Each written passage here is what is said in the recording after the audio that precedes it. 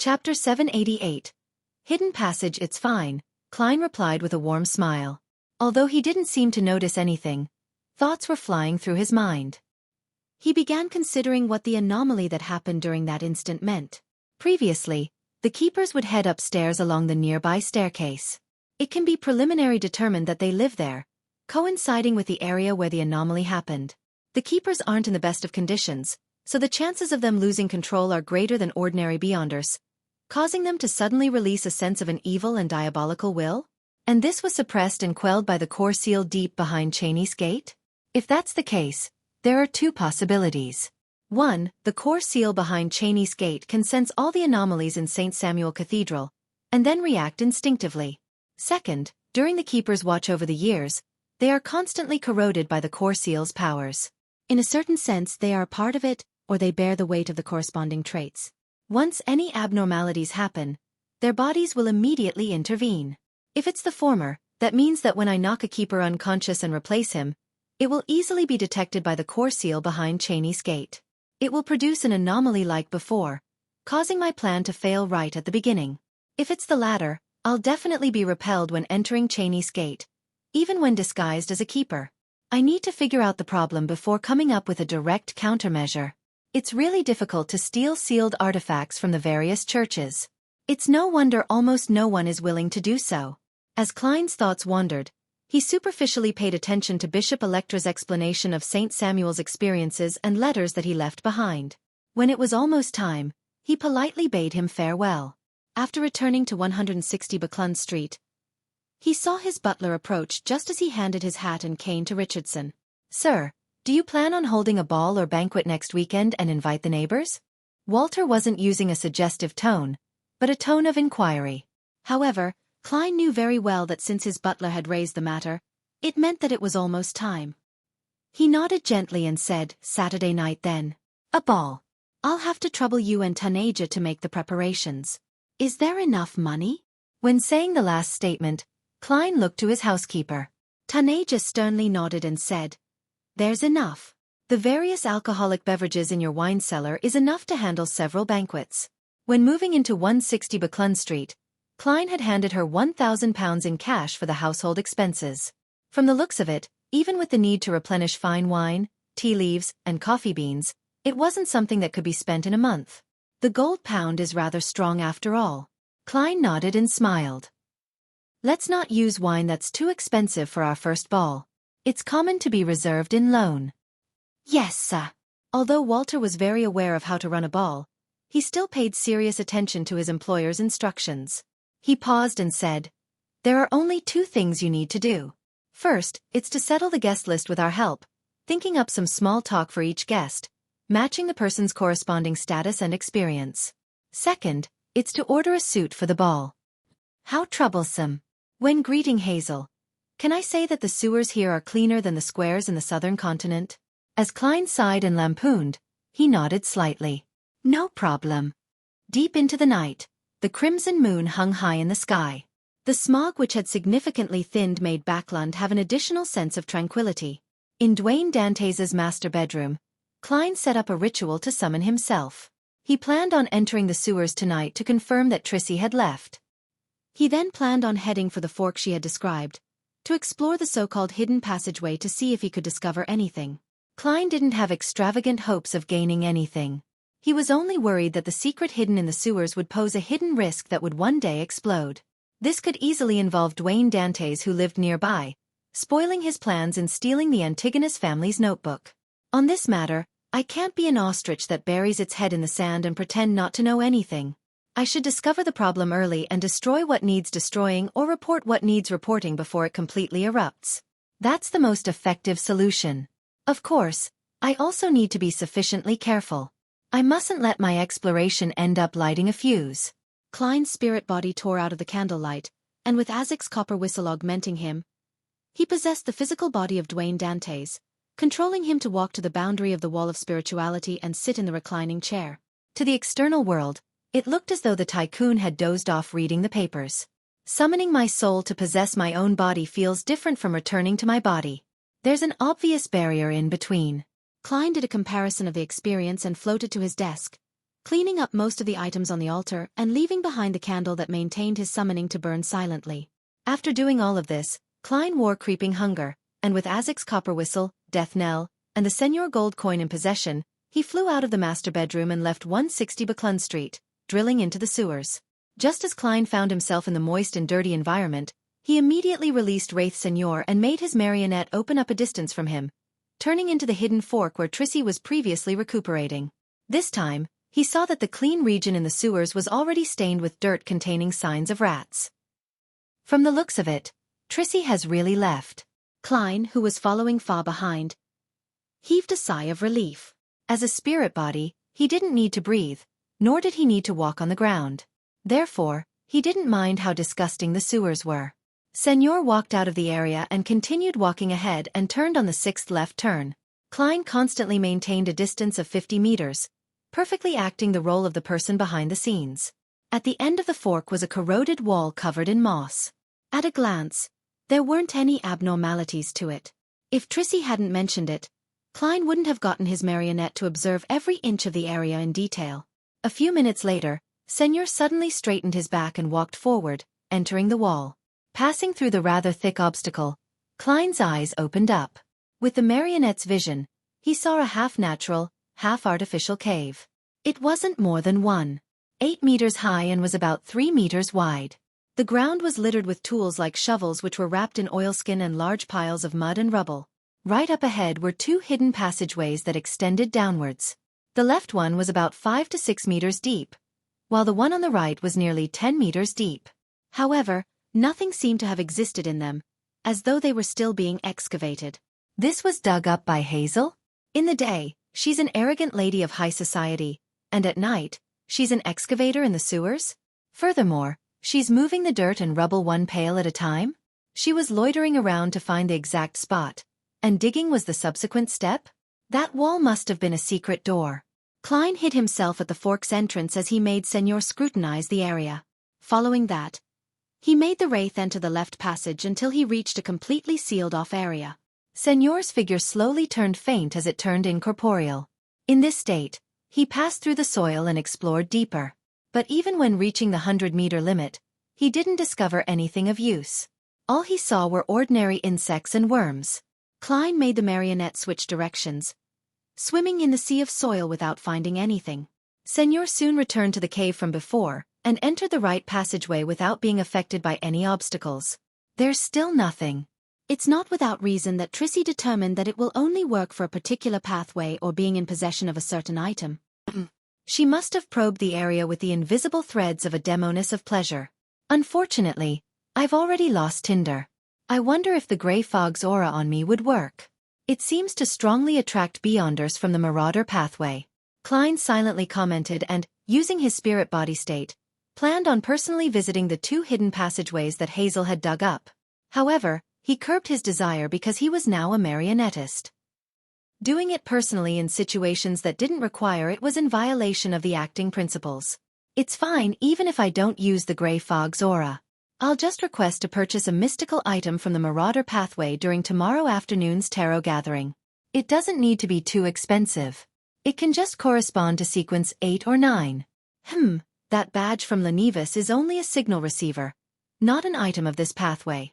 While not aware of the exact situation of what's hiding inside, rashly using my spirit body to explore it might result in me attracting a high-sequence monster. Being careful and cautious will forever be a condition for myself. Klein slowly heaved a sigh of relief and retrieved Wraith Senor. He wasn't worried that Hazel would continue coming in the near future.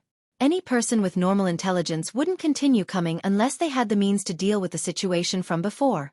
Ignoring how Hazel hasn't had any contact with Beyonder circles, even if she has, getting an item from the Sun domain isn't simple. After all, Backlund is the territory of the Church of Storms. I do have something that I don't use often. Heh. Can I find an opportunity to sell it to her and then let her use it to harm my marionette? Klein jeered at himself before shaking his head with a laugh. He ended the summoning and returned above the grey fog, vanishing from the sewers. On Monday morning, the bright sunlight tore through the thin clouds, shining onto every corner of Backlund. Emlyn White pulled down on his silk top hat. As he left the carriage and walked to the Harvest Church, he squinted his eyes and mumbled, What terrible weather. Backlund's worst season is coming soon. He was just about to step onto the stairs when he saw a paperboy approach him, handing him a copy of the Tussock Times. Sir, today's morning papers. Emlyn wanted to reject it when he discovered a small slip clasped in the middle of the boy's fingers. Emlyn maintained his countenance as he took out a penny and passed it to the boy, receiving the copy of the Tussock Times and the slip. Before entering the Harvest Church, he quickly spread it open and scanned it. There are clues to the people you are looking for. Please come to the Brave Hearts Bar. Chapter 789. Each person's Monday 9:30 a.m. Backlund Bridge area, Iron Gate Street, Brave Hearts Bar. Emlyn White stood rooted to his spot after he got down from the carriage. He stared ahead in a daze, nearly forgetting to avoid the sunlight. At that moment, the bar's main door was shut with no signs of it opening. As a sanguine who seldom left his home and only went to places like bars at night, Emlyn never expected the bar to be closed in the morning. He had left the Harvest Church in a rush via the transportation system after seeing the paper slip, hoping to obtain any first-hand intelligence. To save time, he even tolerated the cramped environment and stench of the metro. At that moment, Emlyn was somewhat peeved, but he knew that he had made the mistake.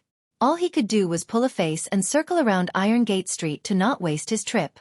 Just as he was about to approach a rental carriage that stood along the street, he caught sight of a familiar figure from the corner of his eye. The person was wearing a brown rounded top hat and an old coat while carrying a ragged haversack. He was none other than Ian, the underground arms dealer and intelligence merchant. I have quite good intuition. I knew he would appear early. Emlyn was delighted as he stuffed his hands into his pockets and leisurely walked over, blocking Ian's way as he chuckled. Good morning. Ian looked up and glanced at the handsome man before him, replying in puzzlement. Good morning, Mr. White. You should have come in the evening. It seems to be a suitable time now, Emlyn said with a smile, clearly in a good mood. Ian, why do you always wear the same clothes and outfit every time I see you? Ian answered without minding the question. This can make me appear more mature while allowing me to keep a low profile. Of course, the main reason is that I lack money. The final sentence was added with a joking tone. I look forward to your attire in summer, Emlyn said with a scoff. I'll take off my coat. As Ian spoke, he took out 2 pieces of paper from his ragged haversack. They were the bounty notices that Emlyn had previously given him. Someone in East Borough saw this person. He handed over one of the papers to Emlyn, and on it was the name Argos. Realizing that there really were clues to the primordial moon believers, Emlyn asked in delight, Where is he? Ian didn't reply as he looked at him with a silent smile. Experienced, Emlyn immediately took out his wallet and gave £150 to Ian. That's your reward. Ian smiled and said, There's still another half to go. Another half. Emlyn nearly wanted to let this merchant in front of him know the prowess of a sanguine. This was because an effective clue cost £20, while an exact location cost £150. However, he quickly read between the lines as he asked in pleasant surprise. Another one was found? Yes. Ian handed him the remaining piece of paper in his hand. While my friend observed Argos and confirmed his residence, it was discovered that he had met with this person named Gallus Kevin. Therefore, I've obtained the residence of the 2 targets at the same time. Very good. Emlyn emptied his wallet and gave another £150 to Ian. He was abnormally delighted. He felt that the ancestor and Mr. Fool were blessing him. This was because there were only 5 targets, and he had successfully hunted one. Now, with 2 additional clues, all he needed to do was succeed in order to declare himself victor regardless of what the other sanguine did. Ian seriously counted and checked the notes before saying with a suppressed voice, Argos is on the 3rd story of the apartment block at East Borough's 6 Limestone Street, opposite the public washroom. Gallus Kevin is similarly in East Borough. He stays in the room beside the staircase on the 1st floor at 19 Beluga Whale Street. I will confirm your intelligence. I believe you wouldn't wish to abandon your business for a mere £300. Emlyn nodded gently as he gave a warning. Following that, he chuckled and said, They were found so easily? Ian's red eyes darted around slightly as he said, First, many bounty hunters are my friends. They have many informants in East Borough. Second, those 2 gentlemen didn't have great disguises. Despite being in East Borough, they wore very different attire from the people around them. If they were willing to wear more ragged clothes and did more than 12 hours of labor work, I believe they would be hard to find in the messy East Borough. Is that so? One needs to take note of the difference in environment when hiding oneself. Emlyn muttered silently to himself, feeling as though he had learned a new trick. He didn't plan on heading to Eastborough immediately. This was because even if he took action in the day, it would be very difficult to escape without causing a commotion. It was a rather dangerous act in Backland, as it meant that the mandated Punishers or Nighthawks might come knocking at the door just after he sneaked back home. Emlyn planned on verifying the situation and taking action between 8 to 9 in the evening after the tarot gathering. The primordial moon believer from before was quite strong. These two likely aren't weaker. Although I have confidence, it feels unsafe only relying on myself. As Emlyn considered the problem, he waved his hand and bade Ian farewell. He rode on a rental carriage, heading back for the south side of the bridge. East Chester County, Stone City. Audrey stood behind a railing, watching the servants placing the items that had been brought from the family castle in suitable spots. The scene was bustling but orderly. I'll send someone to associate Professor Michel later, and tell him that I'll be paying a visit to the Relic Search and Preservation Foundation. I hope that they've obtained some items that have been tainted with beyonder effects.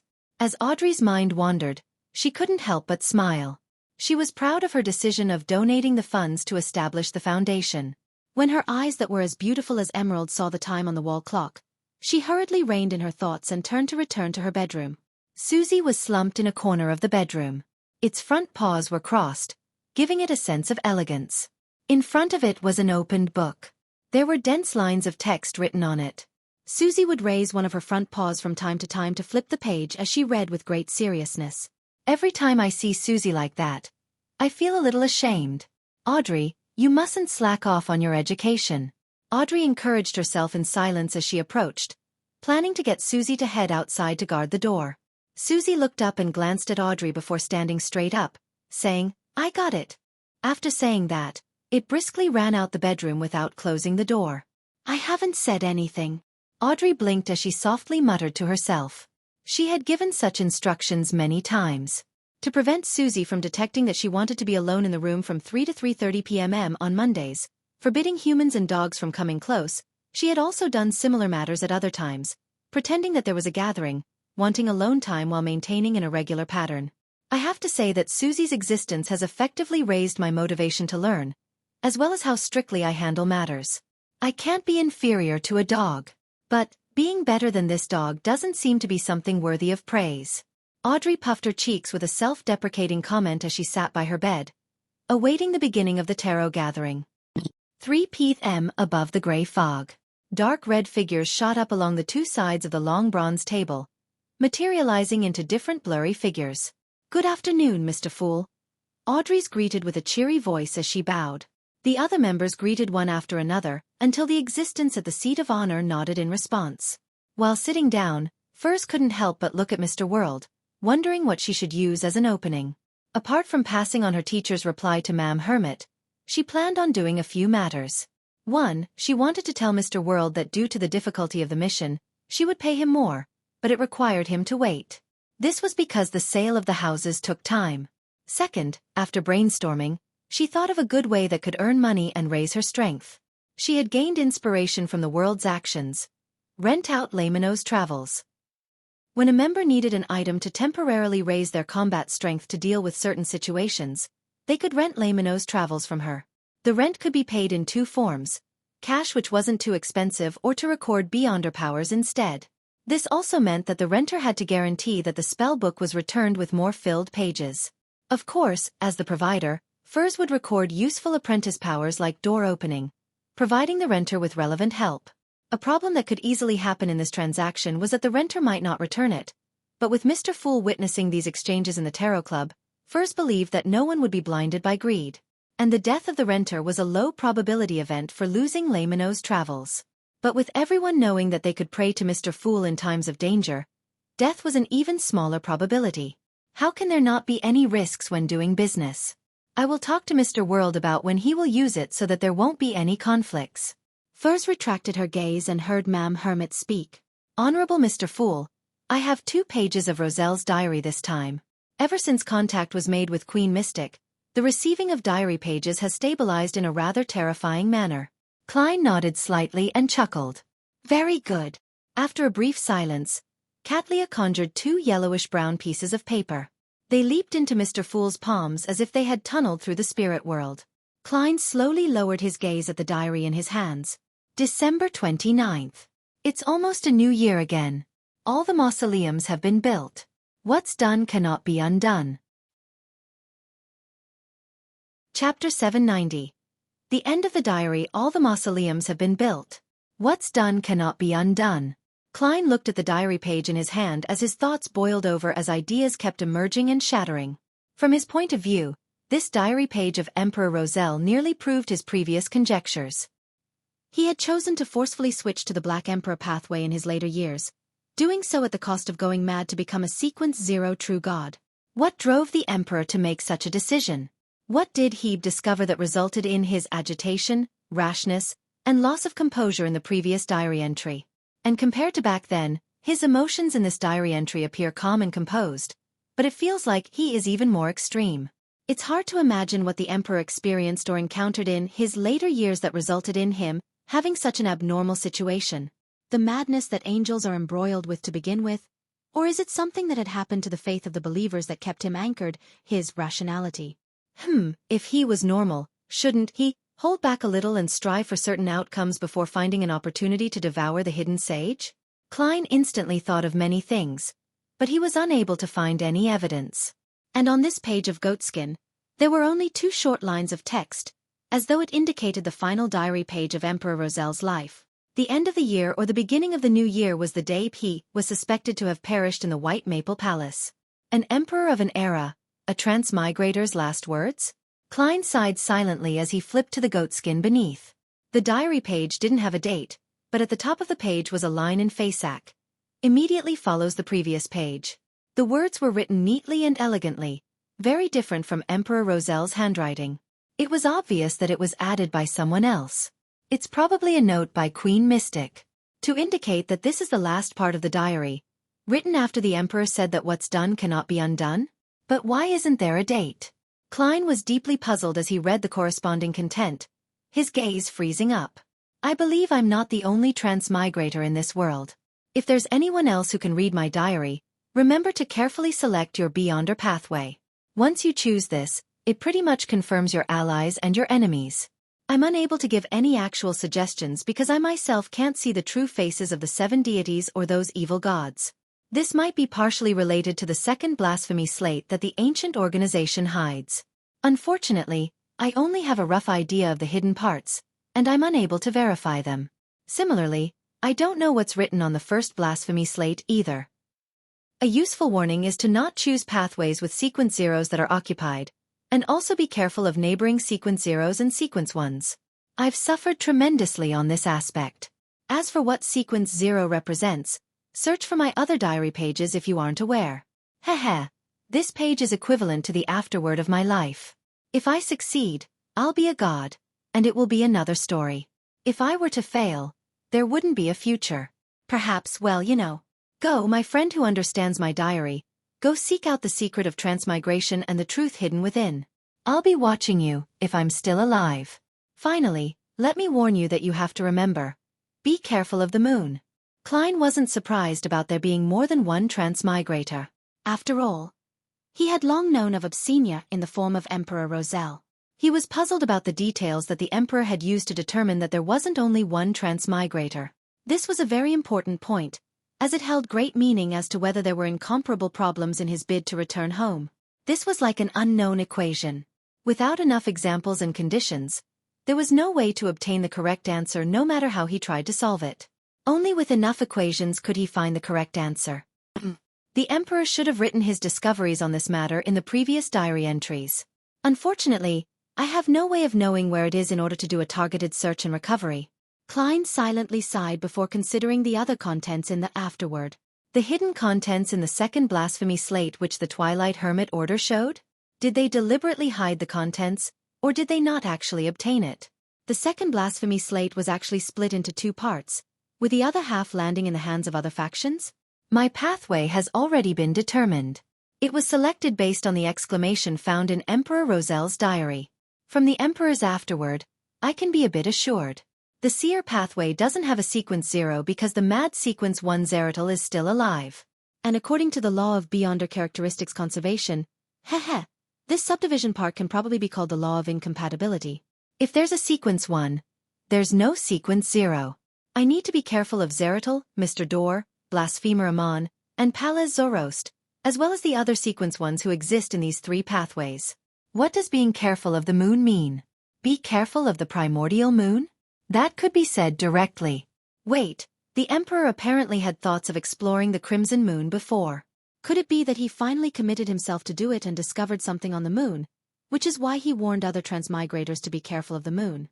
The moon has something to do with transmigration? Yes, the Emperor's tone indicates that he still has some contingency plans, and he might not completely perish. He might be watching me. There should also be clues to such matters, and they should also be written in the earlier diary entries. As conclusions and puzzlements flashed through Klein's mind, he finally turned solemn. He made the diary in his hand vanish and looked towards Katlia. Do you have anything you want to ask? Katlia nudged the heavy glasses on her nose and politely bowed her head. Honorable Mr. Fool, I wish to know if Emperor Roselle is still alive. This question snapped the other members of the Tarot Club out of their own thoughts as they looked towards the end of the bronze table in agitation. Although Emperor Roselle being alive wasn't directly related to them, nor would it bring any obvious influence, this topic was enough to stir the thirst hidden deep in the hearts of people regarding rumors and gossip. I thought I would be immune to such matters after advancing to a psychiatrist. Sigh, I'm really curious. Audrey looked at Mr. Fool with bright eyes as she waited for him to give the answer. Only Derek was uninterested in the matter. The reason why he looked at Mr. Fool was solely because everyone else had done so. Indeed, Queen Mystic's questions are basically targeted at the diary pages she provides. Klein didn't feel stumped as he skillfully chuckled. Perhaps. By using the answer perhaps, he was expressing that Emperor Roselle had the hope of saving himself. As for whether he eventually succeeded or whether there was an accident, it wasn't in the scope of the question that might not have an answer. Perhaps. Mr. Fool is implying that Emperor Roselle might still be alive? Katlia and company felt as though they had heard the greatest secret in the world as they felt a little agitated and excited. However, they could also sense the underlying tone in Mr. Fool's words. Due to the lack of diary entries and with him having just awoken recently, he was unable to determine if Emperor Roselle had seized an opportunity. To determine that would require more clues and evidence in the future. Regardless, Emperor Roselle was likely mentally prepared for the assassination. Without giving Justice, the Hanged Man and company to think of the related problems, Klein leaned back and said with a calm tone, "That's all from me." Furs hurriedly snapped out of her fantasizing of Roselle's late years as she looked to the end of the bronze table. Honorable Mr. Fool, I wish to communicate privately with the world. It will end quickly. What does she want to communicate with Gehrman Sparrow about? Isn't Mr. X's matter over? Klein thought in puzzlement as he nodded gently. Yes. Following that, he blocked the senses of the other members and controlled the world to chuckle hoarsely. Is there anything else? Furs deliberated for 2 seconds and said, "This is the matter. Mr. X's head allowed me to receive a handsome reward. I believe that I didn't pay enough on this matter to match the difficulty of the mission. Therefore, I wish to compensate you. How much do you wish to receive? Not bad. You actually want to compensate me without any prompting. Although Miss Magician is a little greedy on gaining petty advantages, she's still an honest person. It's very normal to earn some profit while making a transaction. It's not considered greedy." The pleasantly surprised Klein sighed inwardly in praise as he made the world chuckle. "How much can you pay?" Furs hesitated for a moment and said, £5,000. She had used the £10,000 price she had informed her teacher, and planned to split it evenly with Mr. World. Furthermore, she needed the recipe, crystal ball, and beyonder ingredient. Thus, she planned on selling the 2 properties and give him money directly. And as for the reason why Furs was this generous, it had to do with the mission being harder than she had expected while also paying too low a price. In addition, she was increasingly fearful of the world Gehrman Sparrow. She didn't dare to offend the crazy adventurer and terrifying bounty hunter. The Abraham family gave quite a huge reward. Klein controlled the world to say with a laugh, "If you can use large amounts of gold coins in place of notes, you can pay less. It will just depend on how much you can gather." "I'll try my best." Although Furs was very puzzled over why Mr. World valued gold coins that much, She didn't dare to ask. He had done the same with Ma'am Hermit's transaction previously. She paused before asking Mr. World, "When would you need to use Laymanos Travels?" "I plan on renting it out before and after that period in order to earn some money and beyonder powers." Rent it out? Rent out a mystical item? Klein was taken aback upon hearing that. He never expected Miss Magician to have such business-oriented mind. Chapter 791. New model. As a youth that came from the internet age on Earth, Klein quickly understood Miss Magician's idea, how she prepared to do it, and what she was relying on. Isn't this sharing economy? With the Tarot Club and the Fool, there's no technological limitation. Miss Magician is usually lazy and doesn't have a strong presence, but I never expected her to have sharp acumen on such matters. It also stems from me requesting to borrow the spellbook. Regardless, to be able to quickly be inspired and set up a business model is pretty good. Klein deliberately made the World Gehrman Sparrow hesitate for a few seconds before saying, "I might need it this weekend and next week." He was estimating this based on the time it took Mr. Hanged Man to return from the Abyss Maelstrom to the Roarsted Sea, while also allocating time for him to stabilize his spirituality and replenish his supplies. When the time came, they would join forces to explore the primitive island with many beyonder creatures. Furs hurriedly nodded. "All right, I will make the arrangements to prevent others from using it." As she heaved a sigh of relief, she requested Mr. Fool that he bear witness for the subsequent rental agreements. After obtaining a confirmation from him, she indicated that she was done with the private communication. Following that, she conjured Laymanos Travels and surveyed the table. "Everyone, I have here a mystical item. It has a total of 38 pages. Each page can help the user record beyonder powers they encounter. They will then be able to release it when needed, but it will be slightly weaker than the original power. Each page can be repeatedly recorded. Each record can only be used once. Amongst them, 3 pages can be used to record demigod-level beyonder powers, but the chances of success are very low. It might not succeed 1 in 10 times." First simply explained the traits of Laymanos Travels and its negative effects. It lit up the eyes of Audrey and company. With them no longer being novices in the domain of mysticism or the beyonder world, it wasn't difficult for them to tell the value of Miss Magician's notebook without her making it explicit to them. At the same time, they viewed it as a demigod-level artifact. It resembles a shepherd and the creeping hunger. They allow the use of the beyonder powers from other pathways, but there aren't as many negative effects. There's also a chance to record a demigod power. Draw my own blood. Audrey suddenly shrank her hand back in fear as she thought over the matter. As a powerful noble's daughter, she had almost never been injured from a young age. Therefore, she had an extreme fear of pain that remained an unknown to her. Taking the opportunity when Furs paused, she raised her hand slightly and asked, "Miss Magician, how much do you wish to sell it for?" Audrey believed that her father, Earl Hall, would also be able to recognize the value of Laymanos Travels, so it was certain that she could be reimbursed by him. Therefore, she planned on fully satisfying Furs's requirements. She must be lacking money recently, or else she wouldn't be selling such an important and useful mystical item. While Audrey thought in pity, she considered whether she should offer to buy it at a premium. Damn it! Why can't it be put on sale after I return from the primitive island? Alger had a strong interest in Laymanos Travels, but he wasn't able to produce the money or materials needed to purchase this mystical item. £1,300 was money that an ordinary person might not be able to save up even in 10 to 20 years. But compared to an item at the level of Laymanos Travels, it was nothing. It's worth at least £10,000. If I encounter beyonders that are backed by powerful factions, it wouldn't be a problem selling it for more than £30,000. Alger swept his glance at Justice, who was inquiring about the price, as well as Catlia, who had nudged her glasses, looking as though she was planning to join the bid. He couldn't help but sigh. He didn't believe that the transaction would fail according to his wishes, having it left unsold before he returned from the primitive island. Miss Justice has money, and the Hermit has Queen Mystic and the Moses Ascetic Order. They don't lack money or resources. Sigh. Alger adjusted his seating posture as he looked across the table with a heavy look. Emlyn and Derek were similarly interested in Laymanos Travels, but it was simply interest. They knew that they lacked the ability to provide anything in a fair exchange. When she heard Miss Justice's question, Furs realized that she had forgotten to mention the most crucial point. She hurriedly added, "No, it's not for purchase. I'm only renting it. When you need it, you can rent it for a short period which will be witnessed by Mr. Fool." Rent.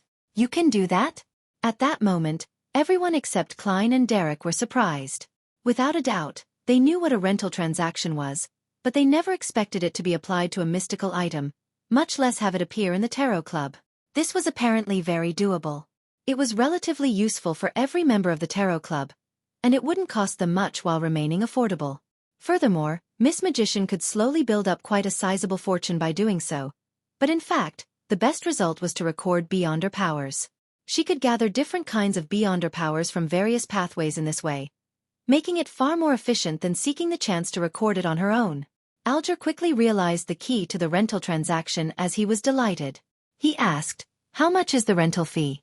Laymanos Travels corresponds to a sequence 6. It's usually about £5,000, but due to its uniqueness, it costs at least £10,000. Furs had built up quite a bit of experience during her time in the tarot club, so after some consideration, she said, "Each rental basically starts at £300. Every additional day is an additional £50. And when returning it, the notebook needs to have 2 additional pages of beyond her powers than when it was rented out. If there's only 1 blank page or no blank pages when it's rented, one just needs to fill up the full book." Having 2 additional pages didn't mean 2 additional powers. That also meant that they could use any of the beyonder powers in Laymanos Travels. One just needed to make up for it later. There was no need for it to be of the same type, as pages were all that mattered. £50 a day, £1,500 a month. If it's possible, I can keep renting it. Audrey did a simple count of the costs. Alger was thrilled when he heard that as he said with an unperturbed look, "I plan on renting it for 2 days, but the exact price needs negotiation. It will be adjusted based on what beyonder powers are recorded in the notebook." He felt more confident towards his exploration of the primitive island. "When do you plan to rent it?" Furs asked, delighted that she had business right away. "I'll be renting it for 2 days sometime between this weekend to next weekend." "The exact time hasn't been determined," Alger replied without any hesitation. Furs immediately frowned as she said apprehensively, "This period of time has already been reserved for Mr. World." "Reserved for the world? When did this happen?" Alger was surprised as he looked at the other end of the long bronze tail. He soon came to a realization that it had been agreed upon during their private communication. Why would they come to such an agreement? Miss Magician doesn't need to have informed him ahead of time. They had other transactions during the private communication? What kind of communications and transactions would they have? Miss Magician had commissioned the assassination of an Aurora Order Oracle. The world had accepted the mission, and one of the traits of the Oracle is the ability to record and use the beyonder powers of others once. Heh. This is identical to Laymanos Travels. Does this mean that the world has already succeeded? As such, Miss Magician is indebted to him, and she hadn't fully resolved it. Now, she came up with this method to pay off the rest? Alger eliminated the possibilities and finally felt that he had found the truth. Without anyone catching wind of it, the world Gehrman Sparrow had already hunted an Aurora Order Oracle. An oracle suspected to be a Sequence 5. This secretly made Alger feel alarmed because he was about to cooperate with the world soon. Thankfully, there's Mr. Fool bearing witness. As a blessed, Gehrman Sparrow wouldn't violate the agreement he makes in front of a god. Alger consoled himself and retracted his gaze from the world. Meanwhile, Audrey and Katlia had recalled the matter of the Aurora Order Oracle from the transactions involving both Miss Magician and Mr. World, as well as how the Oracle's powers were similar to Laymanos Travels. Hence, they believed that the world might have already completed the mission. Renting the spellbook was one of the parts to completing the transaction. Emlyn didn't think about such matters, putting his focus on the unavailability of Laymanos Travels this weekend and the following week. In other words, I can borrow it for the next few days? If I have help from this notebook, those 2 primitive believers wouldn't be able to pose a threat. Emlyn looked around and turned anxious as he leisurely said, "Can I rent it for today and tomorrow?" £400 plus 2 pages of beyonder powers. Furs directly announced the price. Emlyn nodded gently. "Introduce what beyonder powers are recorded first. If they aren't very useful to me, I wish that the price can be lowered because I'll need to waste time recording powers." Furs flipped through Laymanos Travels and began to give a vague introduction. Door opening. Black screen. Tumble. Teleport. Lightning strike. Float. Flight. Wind blades. Why are there so many beyonder powers in the storm domain? The world has used it before? He recorded the beyonder powers corresponding to Sea God from Mr. Fool? When I return to the cathedral, I should find out what recently happened in Backlund. That oracle couldn't have died without a trace. As Alger listened, he began thinking of investigating the matter. Chapter 792. The Fool's Authority. The hermit similarly thought of the world Gehrman's sparrow from hearing the beyonder powers which were recorded in Lamino's travels. I wonder if I can pay a certain price to get the Fool to showcase demigod powers of the storm pathway as well as his domain. This will be better than seeking the help of the Moses ascetic order. That will make them know of my possession of Lamino's travels. I should first write to Her Majesty. Perhaps she will come to the future to showcase her powers. Katlia was increasingly convinced that the spellbook had a value that exceeded its level and was very regretful that Miss Magician was only renting it. After hearing the description, Emlyn heaved a sigh of relief. This was because the beyonder powers like lightning were very lethal against artificial vampires. Of course, it was the same for Sanguine. Very good. I was still worried about needing to seek the sun's help and passing Lamino's travels to him to get him to showcase purification powers to be recorded. Emlyn instantly became relaxed as he glanced at Derek beside him while saying to Furs, "Deal." £400 with the recording of a few beyonder powers was nothing compared to the completion of his mission. I can earn money quickly and also obtain beyonder powers this way. Furs suddenly felt that her future was bright as she hurriedly smiled. All right, I'll get Mr. Fool to transfer it to you after the gathering. Right on the heels of that, she turned to say to Katlia, "Ma'am, the Abraham family's direct descendant has given a reply. Do you wish to communicate privately or have me directly say it out loud?" Katlia thought and said, "Let's do it privately." Soon, the others had their senses blocked as Furs recounted what her teacher said. They don't know much about Mr. Dorr either. They only know two things, no, three. First, among their ancestors, there is an existence known as Mr. Dorr. Second, this ancestor vanished in the War of the Four Emperors. They've been struggling to find him. Third, they will hear ravings that can cause a loss of control during the full moon and blood moon. In addition, they temporarily do not wish to make any direct contact. The third point was added by Furs by herself. She wished that Ma'am Hermit and the Queen Mystic behind her could use this to further understand Mr. Dorr's matters. This was beneficial in helping the Abraham escape the fate of being cursed. Mr. Dorr is the Abraham family's ancestor and he vanished in the War of the Four Emperors. He would create ravings during full moons? The latter was confirmed by Mr. Fool, so there's nothing suspicious. That is to say that although Mr. Dorr has vanished, he still can affect beyonders of the same bloodline, as well as living beings that use certain items during the full moon and blood moon. This means that he hasn't completely lost his connection with the real world. This is how the Emperor was able to interact with him? Her Majesty once said that there were members of the Abraham family who worked for the Emperor back then. Katlia had some theories as she gently nodded. If there are any questions, I'll get you to pass them on. I'll pay the remaining £650 today. With £650, along with Mr. Moon's £400, I've made a profit of £1,050 today. Together with the £730 from before, as well as the sale of the two properties to pay Mr. World, I might still have £1,000 left. My savings are about to exceed £3,000. This way, I'll have the money needed to purchase the other main ingredient for Scribe. I might still have some left over. At that moment, Furs suddenly found herself a little wealthy. This made her consider helping purchase the Interrogator Beyonder characteristic for Zio to make up for the risk she had to endure over Mr. X's assassination.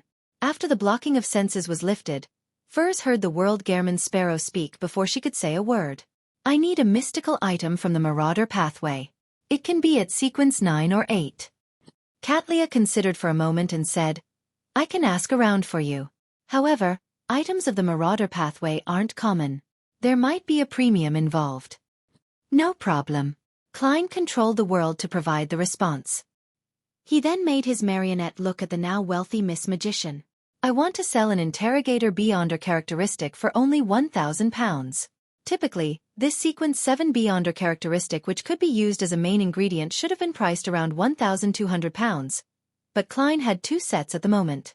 Furthermore, considering how he had used Miss Zio's identity to participate in Mr. X's gathering, there was a certain degree of danger he was bringing to her. Therefore, he gave a slight discount. It's only £1,000. That's like a sale at a department store. But why does Mr. World know that I want it? He is Mr. Fool's blessed.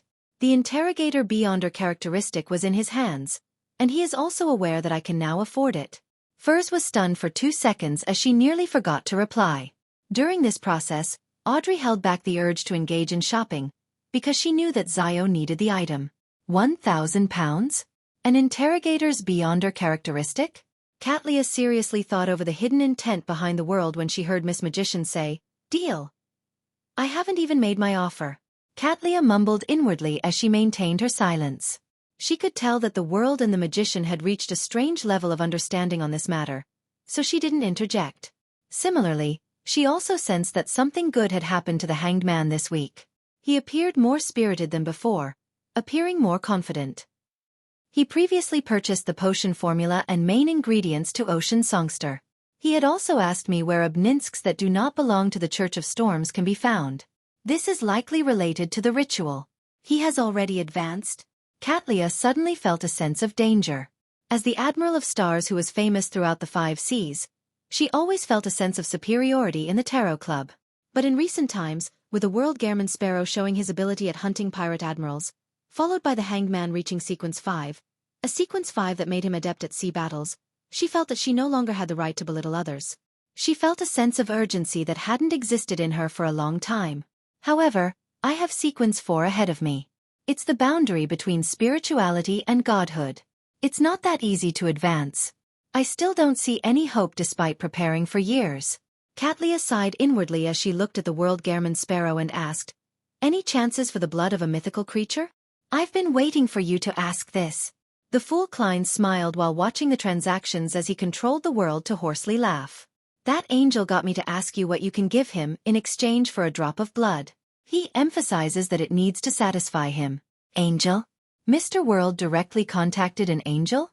Furthermore, he has convinced the angel to provide a drop of blood? Audrey was first alarmed before her thoughts raced as she turned to look at the seat of honor. She suspected that the world Mr. Fool's blessed had contacted an angel that was in service to Mr. Fool. She was like the magician, believing that the world only knew of clues to the location of an angel or its remains. They never expected him to directly converse with an angel. One had to know that the grounded angels were equivalent to the leaders of the 7 churches. Indeed, Alger sighed silently, believing that his guess has been verified. As expected of Mr. Fool's blessed, Katlia held back her surprise and shock as she pondered. "May I know what pathway this angel is from?" The world surveyed the area and said, "Monster." Monster, which means it's an angel from the fate pathway. It's no wonder Mr. Fool's honorific name has the words King of Yellow and Black who wields good luck. Audrey, Derek and company were enlightened, believing that their inferences matched the actual situation and the inherent logic. Their gazes and guesses stirred Klein. He realized a corresponding problem. In the honorific name he fabricated, the description of wielding good luck had successfully been directed towards the mysterious space above the gray fog. Is this related to why the people from the fate pathway can see my uniqueness? Could this be related to why the Snake of Mercury, Willa Septon, took the initiative to establish friendly ties with me? In my honorific name's 3 lines, the first line is a description of my inherent self, and the second is about the corresponding divine domain. Only the third line involves the authority. Wields good luck. Of course, the Fool itself can also contain a certain amount of authority. Klein suddenly felt that he needed to find an opportunity to communicate with the unborn fetus. However, he suspected that the paper crane would tear at any moment. This was because just erasing the original content was already a rather precarious process. At this moment, Katlia said, "Thanks for your help. I will seriously consider it and give you a response as soon as possible." She planned on consulting Queen Mystic to see if there were any conditions that would entice an angel from the fate pathway. With the conversation between the world and the hermit ending, the transactions came to a formal end. The tarot gathering then proceeded into a period for free communication. First thought for a moment and looked at Emlyn. "I'd like to remind you of 2 things. First, be familiar with the powers on each corresponding page. It will be very dangerous if you were to flip to the wrong page and use the wrong power in combat." Emlyn scoffed immediately as he said, "I'm very confident in my intelligence." Furs didn't speak further and switched to mentioning, "A serious case involving Beyonders happened in East Borough. The surrounding region is on high alert. If you plan on carrying out any operations, take note of that." Emlyn viewed this piece of information with great importance as he asked, "Are you aware of what happened?" Chapter 793. Surprise visitor. Upon hearing Mr. Moon's question, Furs nearly blurted out, "Of course. Better than anyone else. I'm just not too aware of the details." However, she controlled her mouth in time as she apprehensively looked at Mr. World. At the same time, Alger, Audrey, and Katlia vaguely guessed that the serious matter that had happened in Backlund's East Borough was the assassination of the Aurora Order's Oracle. Based on the inferences they had before, it was done by the World. And as Emlyn wasn't a spectator, he wasn't able to tell from her eyes. All Furs could do was force a smile at Emlyn. "I'm unable to tell you the specifics. I only know that demigod-level Beyonder powers of the Storm Domain appeared back then." The Church of Storms places a great deal of attention over the matter.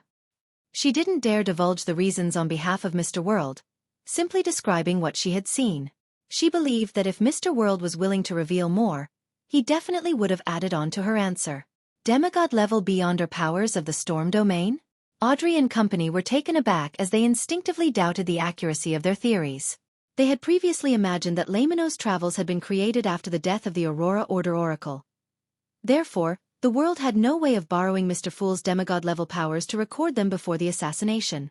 The serious case involving Beyonders in East Borough has nothing to do with Mr. World? No, Furz's glance is enough proof that it was caused by Mr. World. But why would a demigod-level Beyonder power of the Storm Domain appear? One possibility is that Lamino's travels isn't a result of this assassination, but that it originally belonged to Furs. Another possibility is that a cardinal of the Church of Storms or a Beyonder with a corresponding sealed artifact had delivered an attack.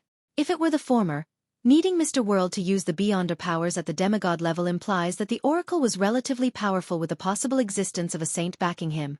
If it were the latter, to have Mr. World still be able to leave safely after such an assault implies his formidableness.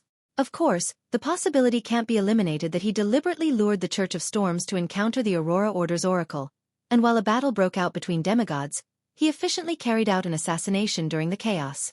Audrey made some guesses based on the details she had observed, and each guess implied one thing. The World had the strength, intelligence, support, and ability, making him one of the top sequence 5 Beyonders below that of demigods. How terrifying. As expected of Mr. Fool's blessed. When I arrive at a cathedral, I should be able to figure out what happened. Alger also made a basic judgment of the situation as he sighed. All he could do was console himself. With such a helper, the exploration of the primitive island would only be easier. As for Katlia, she shared similar thoughts with Audrey.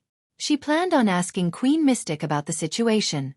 This owner of the Dawn had previously revealed in her letter that she would be in Backlund for the time being. Demigod-level Beyonder powers of the Storm Domain. Emlyn repeated Miss Magician's words as his head ached. Although he enjoyed staying at home and not heading out, he still needed to head out to get some blood to drink from the hospitals. Being in a big city, he was equipped with common knowledge. Together with his elders' warnings and guidance, he knew a lot about the official organizations like the Machinery Hive Mind, Mandated Punishers, and Nighthawks. He knew the influence that a serious case would bring to the area. If I don't have a good disguise while infiltrating East Borough, I might be caught by the Mandated Punishers before I even approach my targets. Although I have the identity of being part of the Church of Mother Earth and wouldn't be impounded underground or made into a test subject of sealed artifacts, this also means that my operation has failed. I might even have Lamino's travels taken away. During such times, taking the sewers would be even more dangerous. Who knows how many official Beyonders are lying in ambush over there? Emlyn suddenly felt that what seemed like a simple mission had turned difficult. He quickly came to a decision that he would take action in the latter half of the night. During this time, the low-class residents of East Borough would begin returning home from work. Although it was dark, the streets would be bustling. Even if the Mandated Punishers had 10 times more manpower, it was impossible to carry out any strict surveillance and single out every possible suspect. The next important step is to plan the operation to finish off the 2 artificial vampires without causing much of a stir. I'll have to consider a situation of an intense battle that's impossible to hide. Wait, Miss Magician had just mentioned that Lamino's travels has a Beyonder power known as teleport. The problem is resolved. Emlyn heaved a sigh of relief and chuckled. I will keep that in mind. He had said that sentence very calmly and with great confidence, as though everything was in control. This fellow Emlyn was first stumped before feeling relieved. There's a 90% chance he recalled the traveler's door in Laymanose Travels. If I hadn't obtained traveling, I definitely would have added the condition that no one is to touch that spellbook's page before the world Gairman Sparrow. Klein scoffed silently without a word. To him, as there was only one traveler's door in Laymanose Travels, he definitely needed to use creeping hunger for his return trip to the primitive island. In that case, he might as well exploit the glove as he needed to feed a death row convict to it. He didn't want to waste it. Anyways, I've warned you. Furs didn't speak further, wishing that everything would go smoothly for Mr. Moon. At that moment, Alger turned to look at Little Sunday. Are you still in the City of Silver? Yes, my recent mission is to acquaint myself with my powers and patrol the surrounding area, Derek replied honestly. Alger thought for a moment before saying, Has that shepherd elder not looked for you recently? No. Derek paused. The 6-member council seems to be busy with the former chief's mausoleum.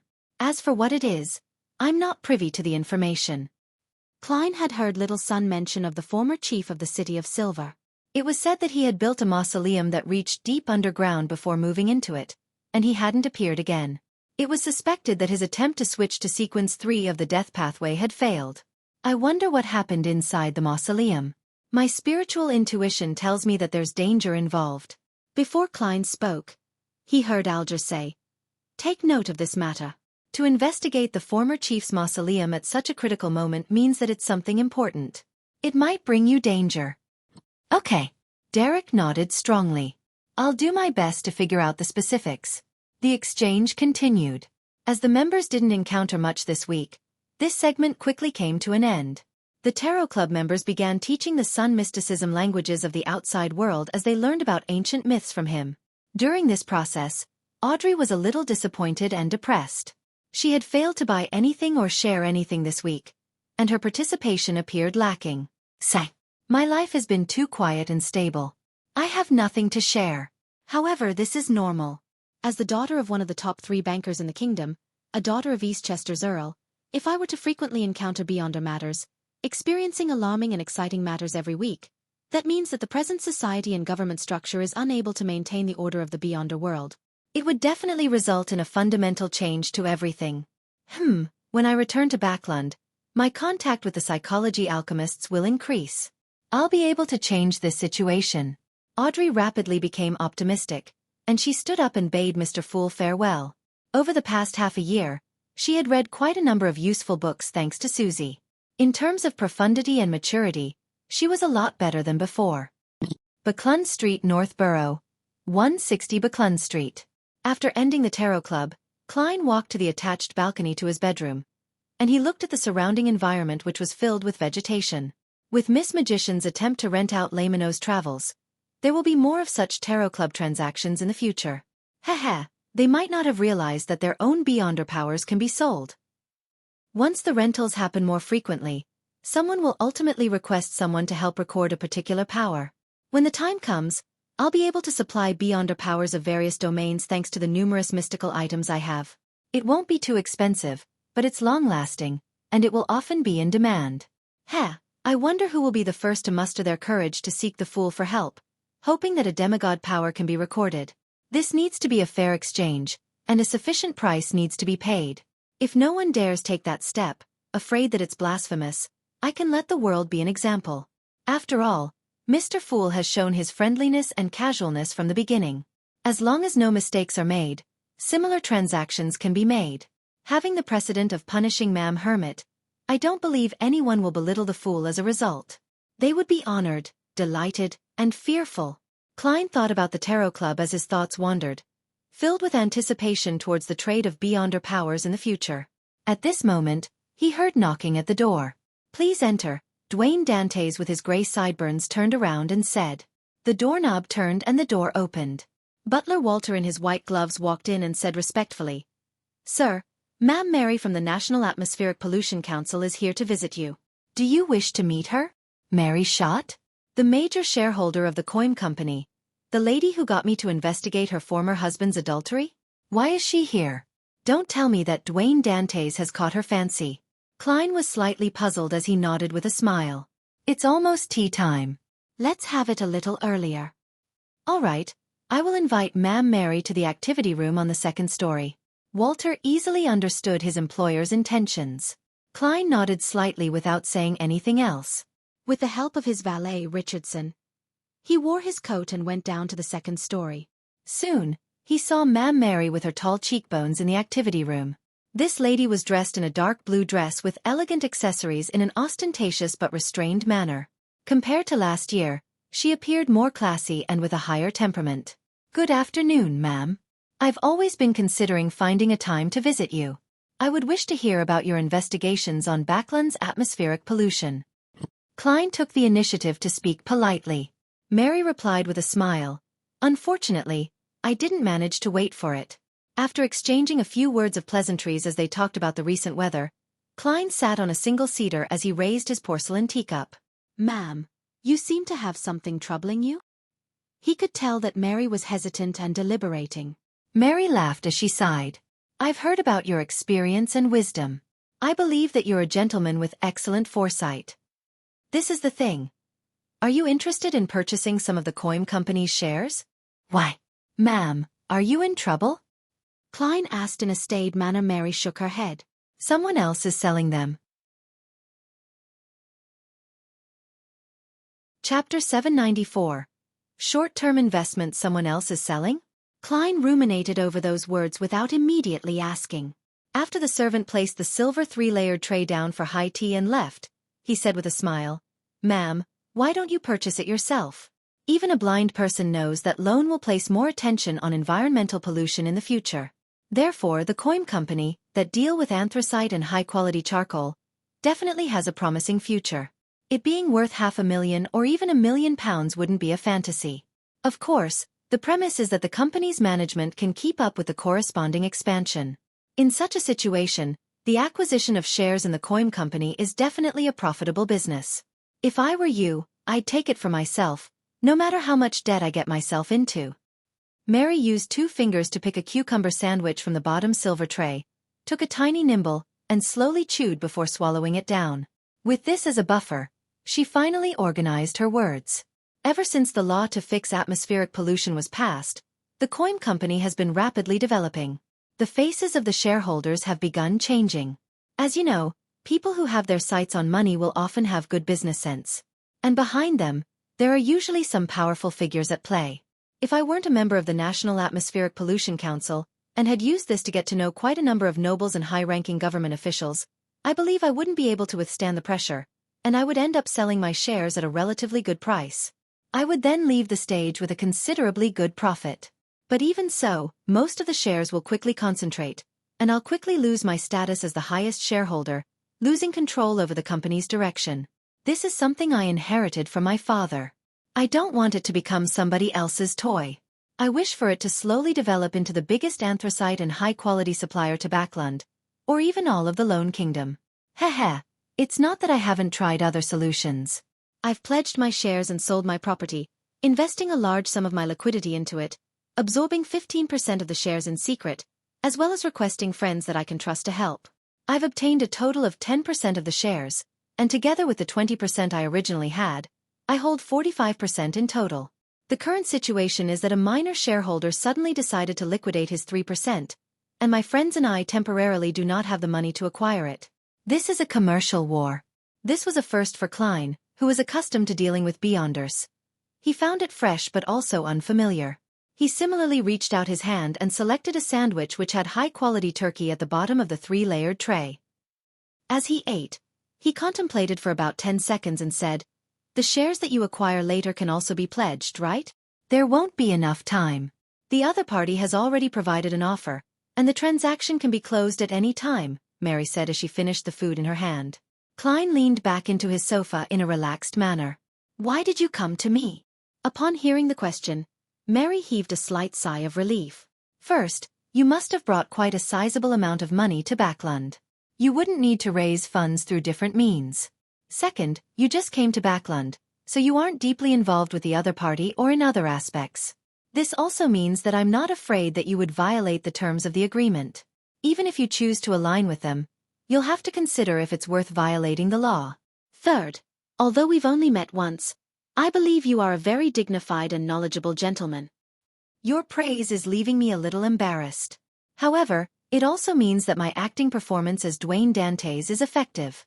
At the very least, everyone knows that he's a middle-aged gentleman with foresight and competence, with plenty of money that he has nowhere to invest. Considering the original £16,493 and Miss Magician's £6,000, as well as the £48 provided by Mr. X, I have a total of £22,991 and 5 gold coins.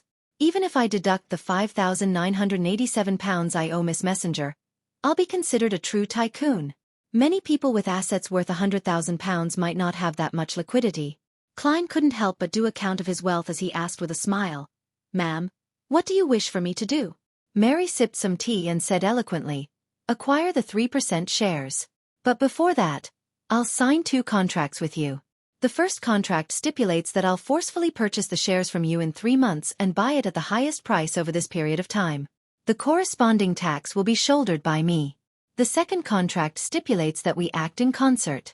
In addition, I will make you a member of the board of directors for the coin company.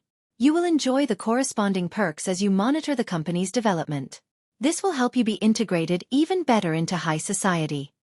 Sounds like a sure win. It's equivalent to me providing a loan, and Ma'am Mary will repay me with a certain amount of interest and social resources. And compared to a debt agreement, I'll be holding on to the shares of an excellent company. It's more secure. After all, we are considered strangers. Of course, that's under the premise that the coin company itself is all right. This is also why she's making me a director. Klein analyzed the conditions proposed by Ma'am Mary and slowly felt enticed by them. From his point of view, Dwayne Dantes needed some investments. Otherwise, he would appear suspicious. Then, selecting the kind of investment was a rather important problem since it had to be considered that Dwayne Dantes might have to give up everything and leave Backland because of his operation's failure or success. When the time comes, there's a chance to take away the money, but I can forget about the shares. This kind of investment, one that allows me to quickly recoup my investment, meets my requirements. I might even earn quite a bit. Klein contemplated for a moment before warmly smiling. Helping a lady resolve problems is something that I need to do.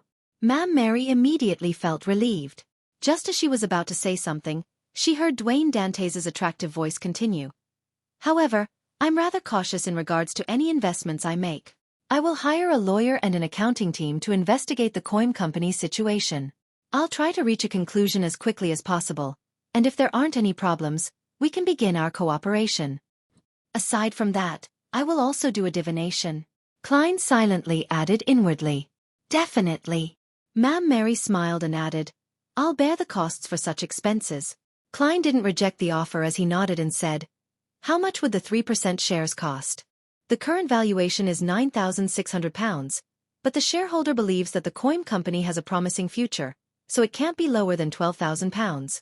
Mary gave him the exact details. Phew. Klein used a calm and relaxed manner to smile. "That's still all right. Dwayne Dantes is indeed rich." Mary thought as she said, "Dwayne, can I invite you to visit the coin company tomorrow?" "That's exactly what I wish for," Klein replied with a smile.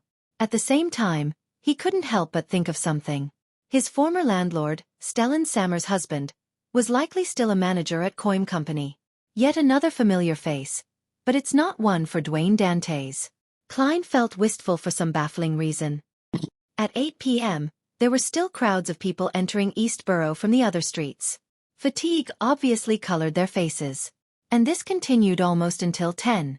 Emlyn White had changed into a grayish-blue worker's attire, wore a cap, and hid himself in the alley of the Backland Bridge area while observing the poor that sauntered back and forth. Although he didn't have any experience in disguising himself, he had eyes and brains. Just a short observation was enough for him to discover the problems with his attire. The most important point was that, compared to the poor who had dirty and ragged clothes, the work attire he had bought in the afternoon was too new and clean, easily attracting the attention of others. Emlyn thought for a moment, returned to the dark alley, and reached out his fingers. Using what he had seen, he began tearing open the areas that were easily damaged. Then, he observed his surroundings as his facial muscles gradually distorted into a grimace. With a look of contempt, Emlyn came to the wall, closed his eyes, and began dabbing the dirt onto his clothes and pants. The smell of coal. The smell of rotting mud. Emlyn subconsciously extended his palm away from himself as he covered his mouth with his other hand. He nearly vomited. At this moment, he realized that having an extraordinary sense of smell wasn't necessarily a good thing. After a few minutes of excruciating torture, Emlyn finally finished his disguise. Even his handsome face was stained with coal. With this disguise, he hunched his back and slipped into the crowd, quickly entering Eastborough without garnering any attention. As he walked, Emlyn realized a problem. He wasn't familiar with the roads at all. He had no idea where Limestone Street or Beluga Whale Street was in Eastborough, while most of the street signs had already been damaged. An assassination attempt really is a troublesome matter. Emlyn mumbled as he began asking around for directions. After nearly an hour of hard work, he finally arrived at Limestone Street. The streets were narrow, with the buildings on both sides leaning close to each other. Even in the day, it appeared dark. At night, it gave off a terrifying sense of creepiness and darkness. But to the sanguine, such an environment wasn't bad. The only problem was the dirt and messiness.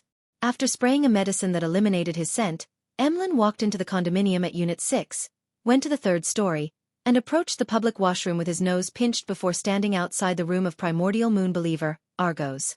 Emlyn cocked his ears to listen for a while before he stopped pinching his nose in puzzlement. He nearly fainted from the stench wafting over from the washroom. It took him a great bit of effort to focus his gaze on the room. His sense of smell told him that there wasn't anyone inside, nor were there any corpses.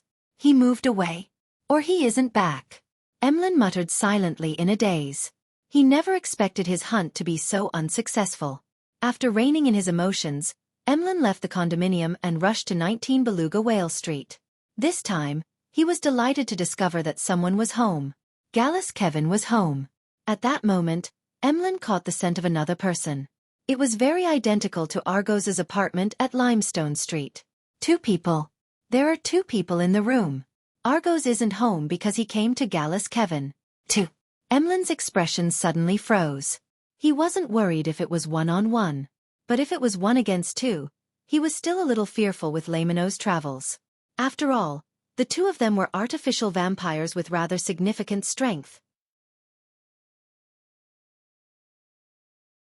Chapter 795. Patience. As a sanguine who liked to stay home, the number of battles Emlyn had involved himself in could be counted on one hand. Furthermore, he had never attempted fighting in the state of a numbers disadvantage. Be it his attack on the previous primordial moon believer, or resisting Bishop Utravsky from the Harvest Church, he basically had the numerical advantage in being the worst at 1-on-1 fights. Thinking back to the failure of his family of 3 attempting to defeat the half-giant bishop, Emlyn's expression turned livid as though he had recalled the torture he suffered back at the Harvest Church. As there weren't many residents living here, and with Gallus Kevin having sharp senses as an artificial vampire, he didn't dare stay outside the door for too long. He quickly walked past the area and walked to the end of the corridor and hid in the shadows. What should I do next? Emlyn leaned against random objects that blocked the crimson sunlight as his thoughts rapidly whirled in an attempt to find a solution with his pitiful amounts of experience. Gradually, the words which the hanged man had taught the son surfaced in his mind. Patience is an important premise when dealing with many situations. Only by being able to curb your urges and irascibility will you be able to avoid danger to the greatest extent. At times, tolerance is very important. Tolerance. Emlyn nodded indiscernibly and knew what he needed to do. He planned on laying in ambush until Argos left. As this wasn't the artificial vampire's residence, it was certain that he would leave. When the time came, Emlyn could deal with a 1-on-1 situation. Patience. Tolerance. Waiting. Emlyn repeated these words inwardly, so as to resist the damage the surroundings were dealing to him. The air wafting through the first floor of the condominium was filled with the stench of piss, rotting moisture, the unflushed smell of feces, the odor of some of its residents, as well as all kinds of nauseating, unpleasant, and disgusting smells. Mixed together, they were like a poison that ate at Emlyn's senses. For the first time in his life, Emlyn wished that he could slice off his nose. He had the feeling as though he was stuck in an abyss or was in hell suffering torture. Patience. Tolerance. Waiting. He mechanically chanted the principles, finding each second that passed excruciatingly long. Finally, he saw Gallus Kevin's door open. A thin dark brown figure walked out. His cheekbones protruded, and he had a high, sharp, and crooked nose. He was none other than the primordial moon believer, Argos. At that moment, His face had patches of swollen festering that looked disgusting. Indeed, as that young boss Ian said, these fellows wear clothes that are clean and tidy, completely unlike the residents of Eastborough. Emlyn became spirited as he watched Argos leave the condominium. After patiently waiting for nearly 5 minutes, he stood up and decided to take action. As his target, Gallus Kevin, was an artificial vampire, Emlyn was rather aware of his opponent's strengths and traits. Hence, he had made preparations in a targeted manner. Gallus Kevin's sense of smell isn't weaker than mine when I just came of age. This actually cannot be confirmed. For him to stay in such an environment, he might have already lost his nose and brains. Besides, his spirituality can't be weak, and he has an innate instinct that's geared towards danger. His vision and hearing can't be too bad either. As Emlyn viewed his opponent with scorn, he consumed a potion and sprayed out a liquid to cover his body's scent again. Right on the heels of that, by consuming the potion and spraying it on like last time, he hid his body in a tire, disappearing as though he had been wiped away by an eraser. In a dark, uninhabited corner, a palm-sized notebook which was bronze-green in color had suddenly appeared out of thin air, as though it had passed through a transparent screen. It began flipping itself almost silently before fixing onto a white page that was filled with astromancy symbols. As these symbols vanished, the surroundings brightened up a little. This was the disruption ability of an astrologer. Then, Lamino's travels was retracted, disappearing inch by inch as it was completely concealed by the invisible screen. Prepared, Emlyn recalled his plans. He lightened his footsteps and silently arrived outside Gallus Kevin's apartment without approaching the door. The notebook appeared out of thin air once again before being flipped to the door opening page. An illusory sound immediately resounded in Emlyn's mind as it prompted him to reach out a hand towards the wall. At the same time, Emlyn cautiously pulled back Lamino's travels into his clothes, using his invisible coat to hide it. When Emlyn's palm finally pressed the wall, he saw a ghostly blue, incorporeal blurry door appear before his eyes. It was embedded in the wall, but it also showed signs of masonry at the bottom. Cocking his ear to hear the goings-on inside the house, he took a sniff of the air before taking a step forward. He then passed through the ghostly blue door as if he was passing a screen of water. The scene before him changed immediately. It was filled with walls covered in stains and 3 wooden beds on the side, a worn-out cupboard, and all kinds of miscellaneous items. This was the inside of Gallus Kevin's apartment. As for the ghostly blue door behind Emlyn, it had long vanished as if it had never existed before. Cautiously surveying the area, Emlyn caught sight of his target, Gallus Kevin. This primordial moon believer was a good-looking mixed blood. He had long hair that reached his shoulders, and his eyes were a little red, as though he didn't fully acquire the eyes of a sanguine. At that moment, he was sitting by the side of the bed, staring at the door, his thoughts a mystery. Emlyn circled to his side without causing a commotion. He took out Lamino's travels which he ensured was in a blind spot, and he flipped to a page that left his fingers slightly numb. It was a yellowish-brown goatskin page. The surface was filled with all kinds of ancient and distorted symbols and patterns.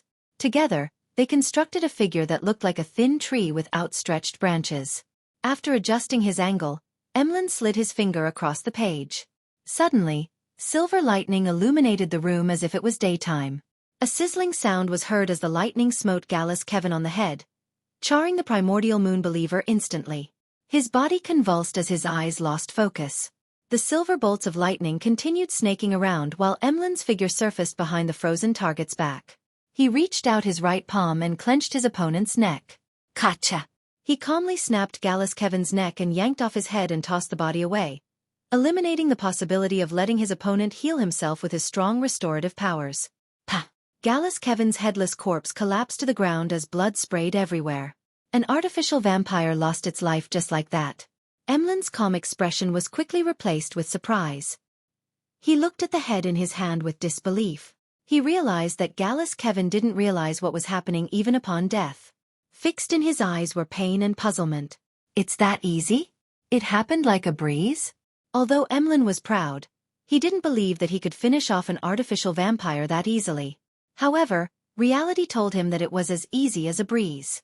A lightning strike that can cause paralysis, together with my high movement speed, had allowed me to instantly kill my target. The premise is that he's weak to lightning, allowing him to be easily paralyzed. Also, I had interfered with his spiritual intuition ahead of time and avoided attacking him head-on by passing through the wall. Those were key to my success. After a few seconds of surprise, Emlyn recalled the details and concluded plenty of useful experience. This made him truly realize the potency of matching Beyonder powers, as well as the value of Lamino's travels. It's no wonder Mr. Hanged Man was the first one to have thoughts of renting it. Emlyn reined in his thoughts and looked at the blood that gushed out of Gallus Kevin. His throat couldn't help but move. He hadn't had that much fresh blood in a while. However, he didn't dare drink it. This was because the deceased Beyonder characteristic had yet to appear. The blood would still contain parts of it, and drinking it would easily result in excessive Beyonder characteristics, adding the risk of losing control. This wasn't conducive to his subsequent operations. Emlyn retracted his gaze and surveyed the surroundings. He found a stack of old newspapers and a tiny wooden chest. He planned on using that to store Gallus Kevin's head in. And before that, he sat down and waited for the Beyonder characteristic to appear. 2 minutes later, Emlyn suddenly looked up at the door. He heard footsteps. Immediately after that, he caught the scent of Argos. Why is this artificial vampire back? He returned midway? Emlyn White instantly became a little nervous, unsure how he was going to handle the issue. Thump. Argos knocked on the door from the outside without making a sound. This resulted in an abnormal silence. Emlyn was stunned. He immediately understood that Argos had caught scent of the blood and knew that something had happened inside. What should I do? Rush out and finish him? No, others will see me if I do so. I would then be caught by the official Beyonders. Emlyn instinctively took out a potion and planned on hiding himself again. Suddenly, he had an idea. Exhaling silently, Emlyn placed Gallus Kevin on the bed as he drank an invisibility potion and spewed out the corresponding amount of liquid. Slowly and very gently, he moved to a corner of the room and hid there. This way, it made it seem like the assassination was completed and that the murderer had long fled the scene. As time passed, aside from the occasional passing by of the residents, there was silence both inside and outside. Suddenly, Gallus Kevin's window creaked open as a pair of eyes shot its gaze inside. After careful inspection, Argos, with a festering face, leaped into the room and slowly walked to the corpse which was still indistinctly expelling the Beyonder characteristic. In the corner, Emlyn White secretly took out Lamino's travels while Argos wasn't looking in his direction. He flipped to another page of Lightning Strike. At this moment, Argos's sight landed on the bed and on his companion's head, as well as the stack of old newspapers and the tiny wooden chest. His pupils suddenly constricted.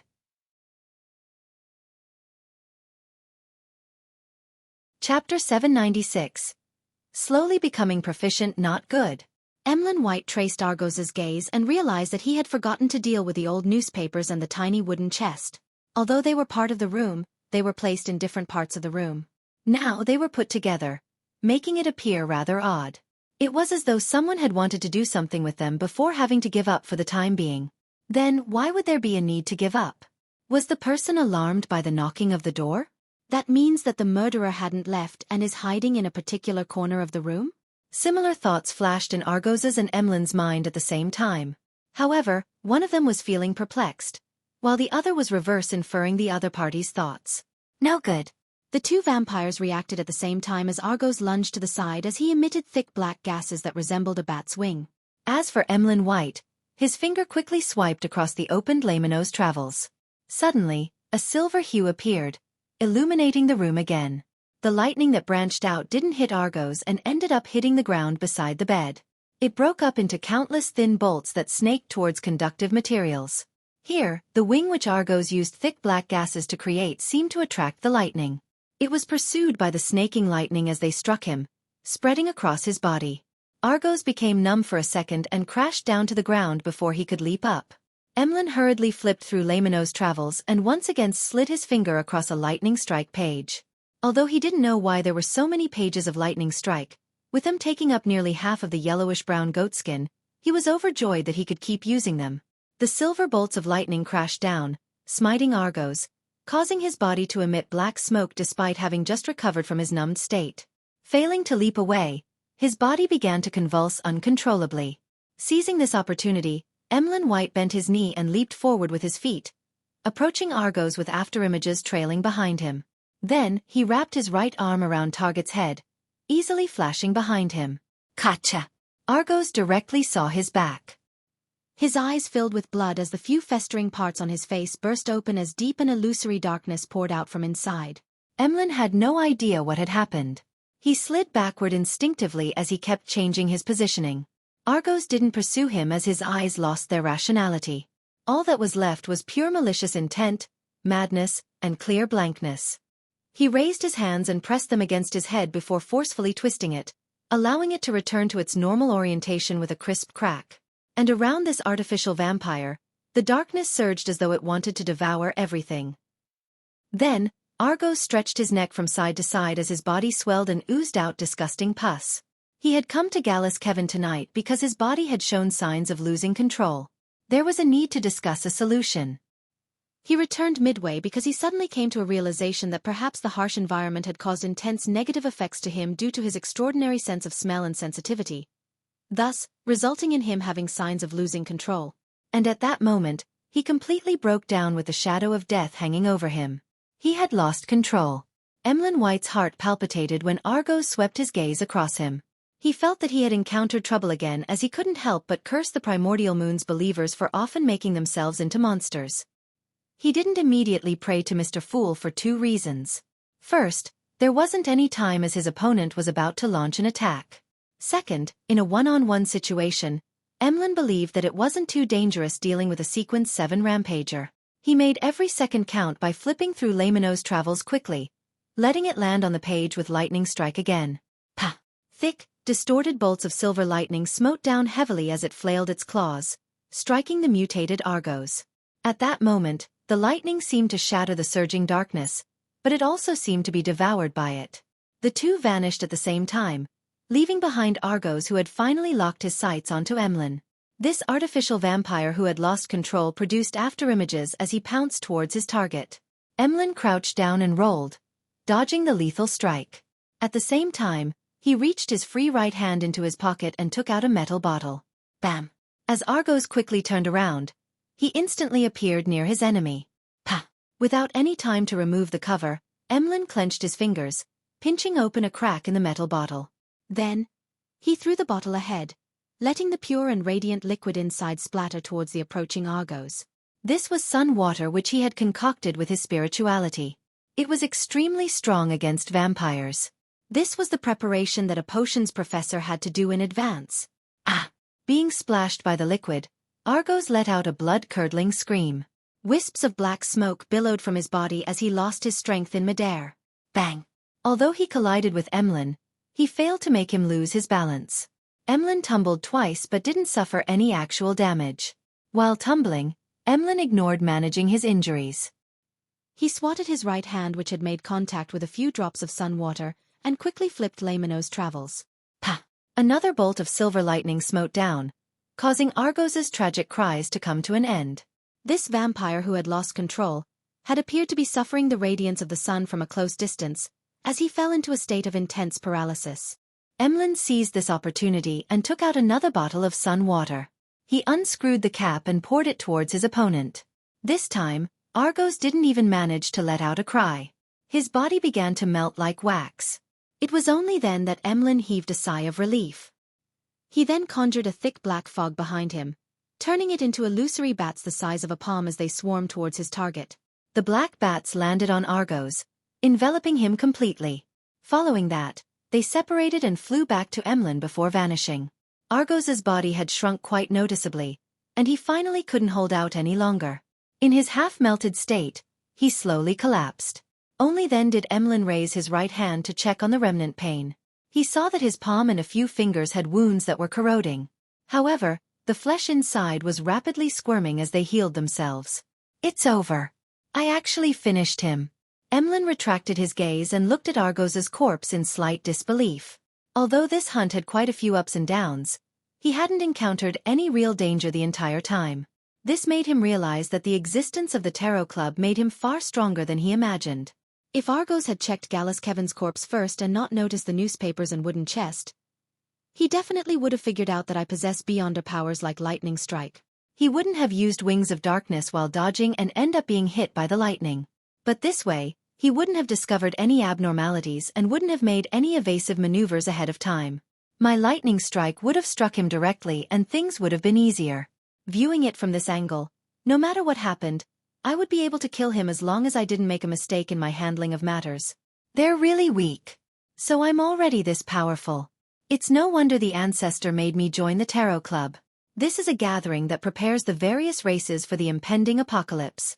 It's of a much higher level than the other secret organizations. Emlyn tipped his chin up a little as he couldn't help but curl his lips. Following that, he heard footsteps outside, but no one dared to approach. Argos's scream must have alarmed the surrounding residents, but they wouldn't dare enter because they're afraid of trouble. However, someone will definitely report it to the police. I need to clear the scene as quickly as possible and leave. Emlyn retracted his gaze from the door and walked to Gallus Kevin's corpse. From the pooling blood, he picked up an item the size of a fist. It was completely red in color and resembled a heart. It was expanding and contracting slightly, and its surface was translucent. He could vaguely see a liquid flowing inside, and it was none other than the beyonder characteristic of a Sequence 7 vampire of the apothecary pathway. This is my trophy. Emlyn momentarily felt unaccustomed to it. After calming himself, he wrapped the beyonder characteristic in Gallus Kevin's head with the old newspapers and stuffed it into the wooden chest. After placing the wooden chest to the side, he yanked Argos's head whose form looked nothing like before. He then took out another bottle of medicine and scattered in every corner of the room. During this process, Emlyn wasn't flustered at all. It was as though he wasn't worried that the official beyonders in Eastborough would rush over. A few minutes later, he picked up Argos's mutated beyonder characteristic, glancing at its surface, which was nearly black in color, and the indistinct human-faced patterns. Behind him, a black gas was emanated. The black gas transformed into countless tiny bats again as they flew within the room. They combined with the potion liquid that had been sprayed earlier, forming a silent black flame that spread outwards. The black flames burned away the blood and corpse, as well as the traces of the lightning strikes. All that was left was a layer of sticky liquid that resembled asphalt covering the different objects in the room. Then, these liquid bodies turned into heavy black bats as they spiraled around Emlyn's body. Emlyn didn't have extravagant hopes that his actions could completely interfere in subsequent investigations. He only had one goal: to make the situation look okay. This made the police or official beyonders who took on the case write off the matter as something of little value. After a simple investigation, they would file it away and not pay any further attention to it. After doing all of this, Emlyn, with his cap and blackened face, surveyed the room. Following that, he bowed slightly at the crimson moon. Meanwhile, he flipped the pages of Lamino's travels and had it stop at teleportation. Emlyn's figure, along with the heavy bats, immediately turned transparent and formless as he vanished from the spot. After nearly 15 minutes, a few policemen from Eastborough rushed in. They crashed through the door but didn't discover any residents or corpses. They yawned languidly and forced the onlooking residents to admit that they had been hallucinating, thus ending the investigation. This was the efficiency and style of the Eastborough police. After leaving Eastborough, Emlyn first headed home and hid Lamino's travels. Then, with his spoils, he headed straight for Odora's house in Westborough. He wanted to declare his victory and claim his reward. Chapter 797. Reward. Inside Odora's villa, Emlyn saw Cosme, who was also a baron like he was. This sanguine who seemed like a man in his prime was Nibs, Odora's spokesperson. "I'm also a baron, and one that recently achieved adulthood at that," Emlyn mumbled inwardly. He got up from the sofa in the activity room and bowed. "Good evening, my lord." Cosme was just about to say something when his nose twitched. He then cast his gaze towards the wooden chest beside Emlyn's feet. "The smell of fresh blood?" As he asked in puzzlement, he seemed to connect the dots and added after a second of thought, "You killed another target?" Emlyn curled his lips and shook his head. "No." Then, before Cosme could ask further, his smile turned profound. "Not one but two." "Two." The middle-aged gentleman was taken aback as he watched Emlyn bend down to open the lid. During this process, Emlyn's facial muscles winced a little as this series of actions had touched the wound on his right hand. Holding back the change in his expression, Emlyn allowed his arm to hang down slightly, allowing the chest to tilt and reveal its contents to the sanguine baron opposite him. Two charred, bloody heads were stuffed inside a pile of old newspapers. By the side were two transparent objects which resembled hearts, one red with vitality, and the other nearly black. This impactful scene was reflected in Cosme's eyes as he looked up in surprise, staring at Emlyn blankly as he blurted, "You did this?" Although he had only managed to recognize one head being Gallus Kevin's, but the two vampire Beyonder characteristics couldn't be faked. Emlyn put down the wooden chest and allowed his right hand to hang down naturally. Surreptitiously, he flicked his right hand very slightly along the corners of his trousers as he replied with a smile, "Of course. This is the thing. After receiving the £7,000 reward back then, I bought a particular Baron's legacy at a particular Beyonder gathering. With it I advanced. I don't wish to use money to satisfy the murderers who hunt us sanguine, but I didn't wish for this legacy to land in the hands of others. Besides, the seller wasn't necessarily the hunter." Taking this opportunity, Emlyn revealed the fact that he had already become a Baron. Furthermore, every word he said was the truth. This was a technique he had learned from the Tarot Club. "I long knew that you were a Baron. Do you think your frequent purchases of all kinds of items with spirituality and the borrowing of books that explain potions would go unnoticed? If it weren't because of certain factors, we would have questioned you long ago. What I'm surprised about is your combat ability. You don't even have a single mystical item, and with you only wishing to buy dolls, it's not easy to hunt two artificial vampires without causing a commotion, even for a Baron. Even I would need to make plenty of preparations and acquire detailed intelligence before it's possible. Without anyone noticing it, Emlyn is already this strong?" Cosmiodora couldn't help but lampoon as he revealed a fake smile. "So that's the reason. Emlyn, why did you hide it from us?"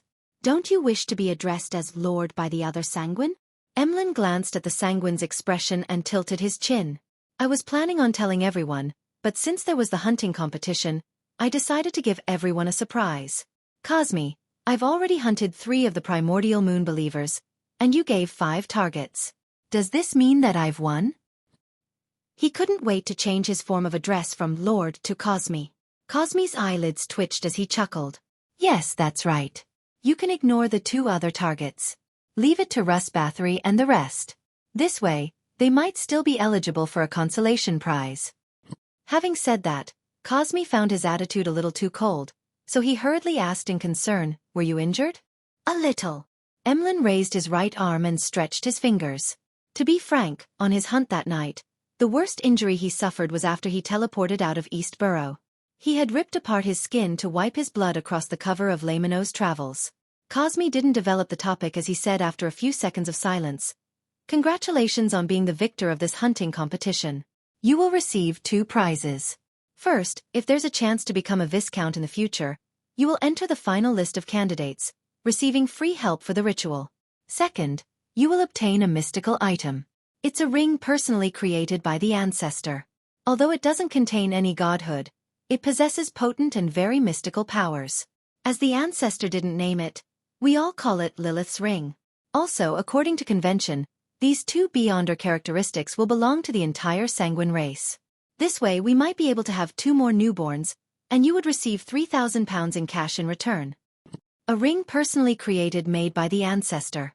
Although Emlyn was somewhat disappointed that the reward wasn't a Viscount's Beyonder characteristic, with it only being candidature and a free ritual, the ring made by Sanguine ancestor Lilith herself was enough to put things right.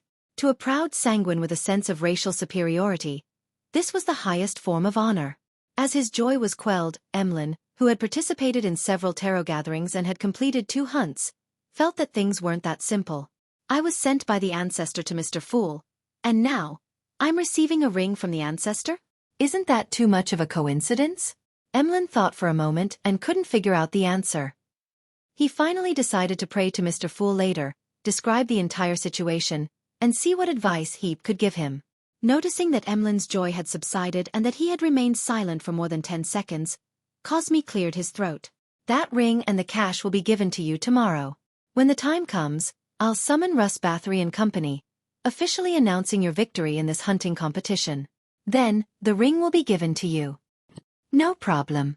Although Emlyn lacked the experience in such matters, he knew that rewards couldn't be given in private. It needed to be given in front of all the participants. Without staying any longer, he bade farewell and left Odora's villa in a rental carriage. As the carriage slowly drove off, Emlyn took a look at the crimson moon which was hanging silently in the sky. His mind gradually calmed as he couldn't help but recall everything that happened that very day. From that, he concluded lessons and gained experience. Finally, he began counting how many Beyonder powers he needed to record onto Lamino's Travels. I used all of the 5 lightning strikes. 1 teleportation, 1 door opening, 1 astromancy. A total of 8 times. In addition to that, I need to pay 2 additional powers, making it 10.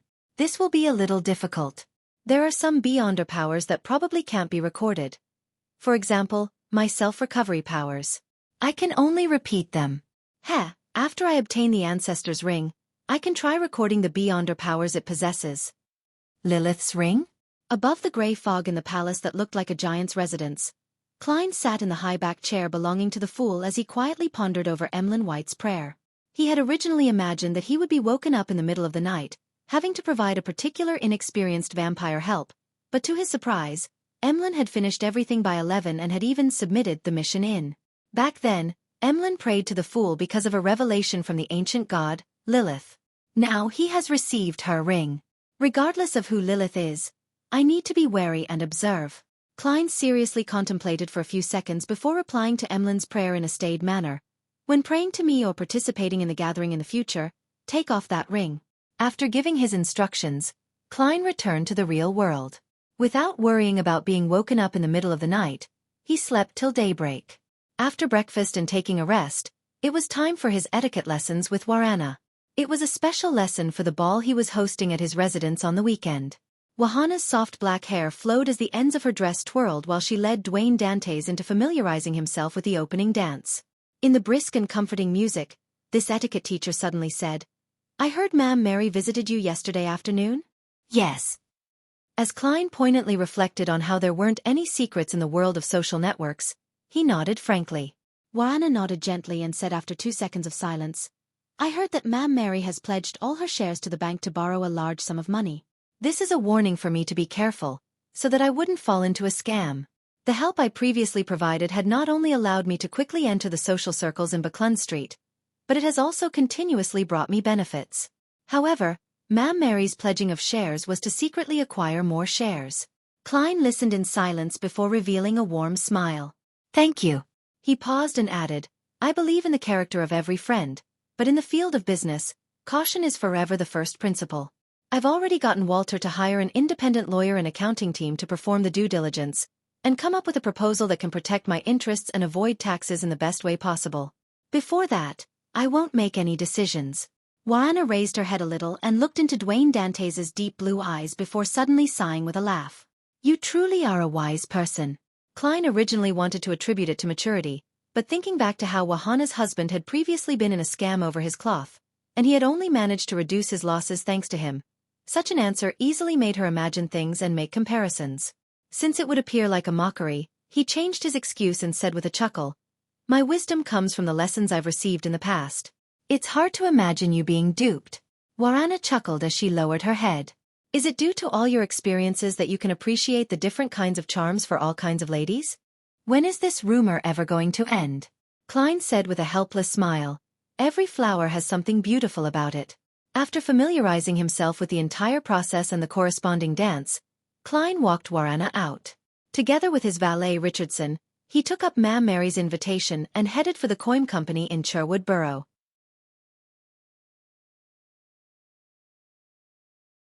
Chapter 798.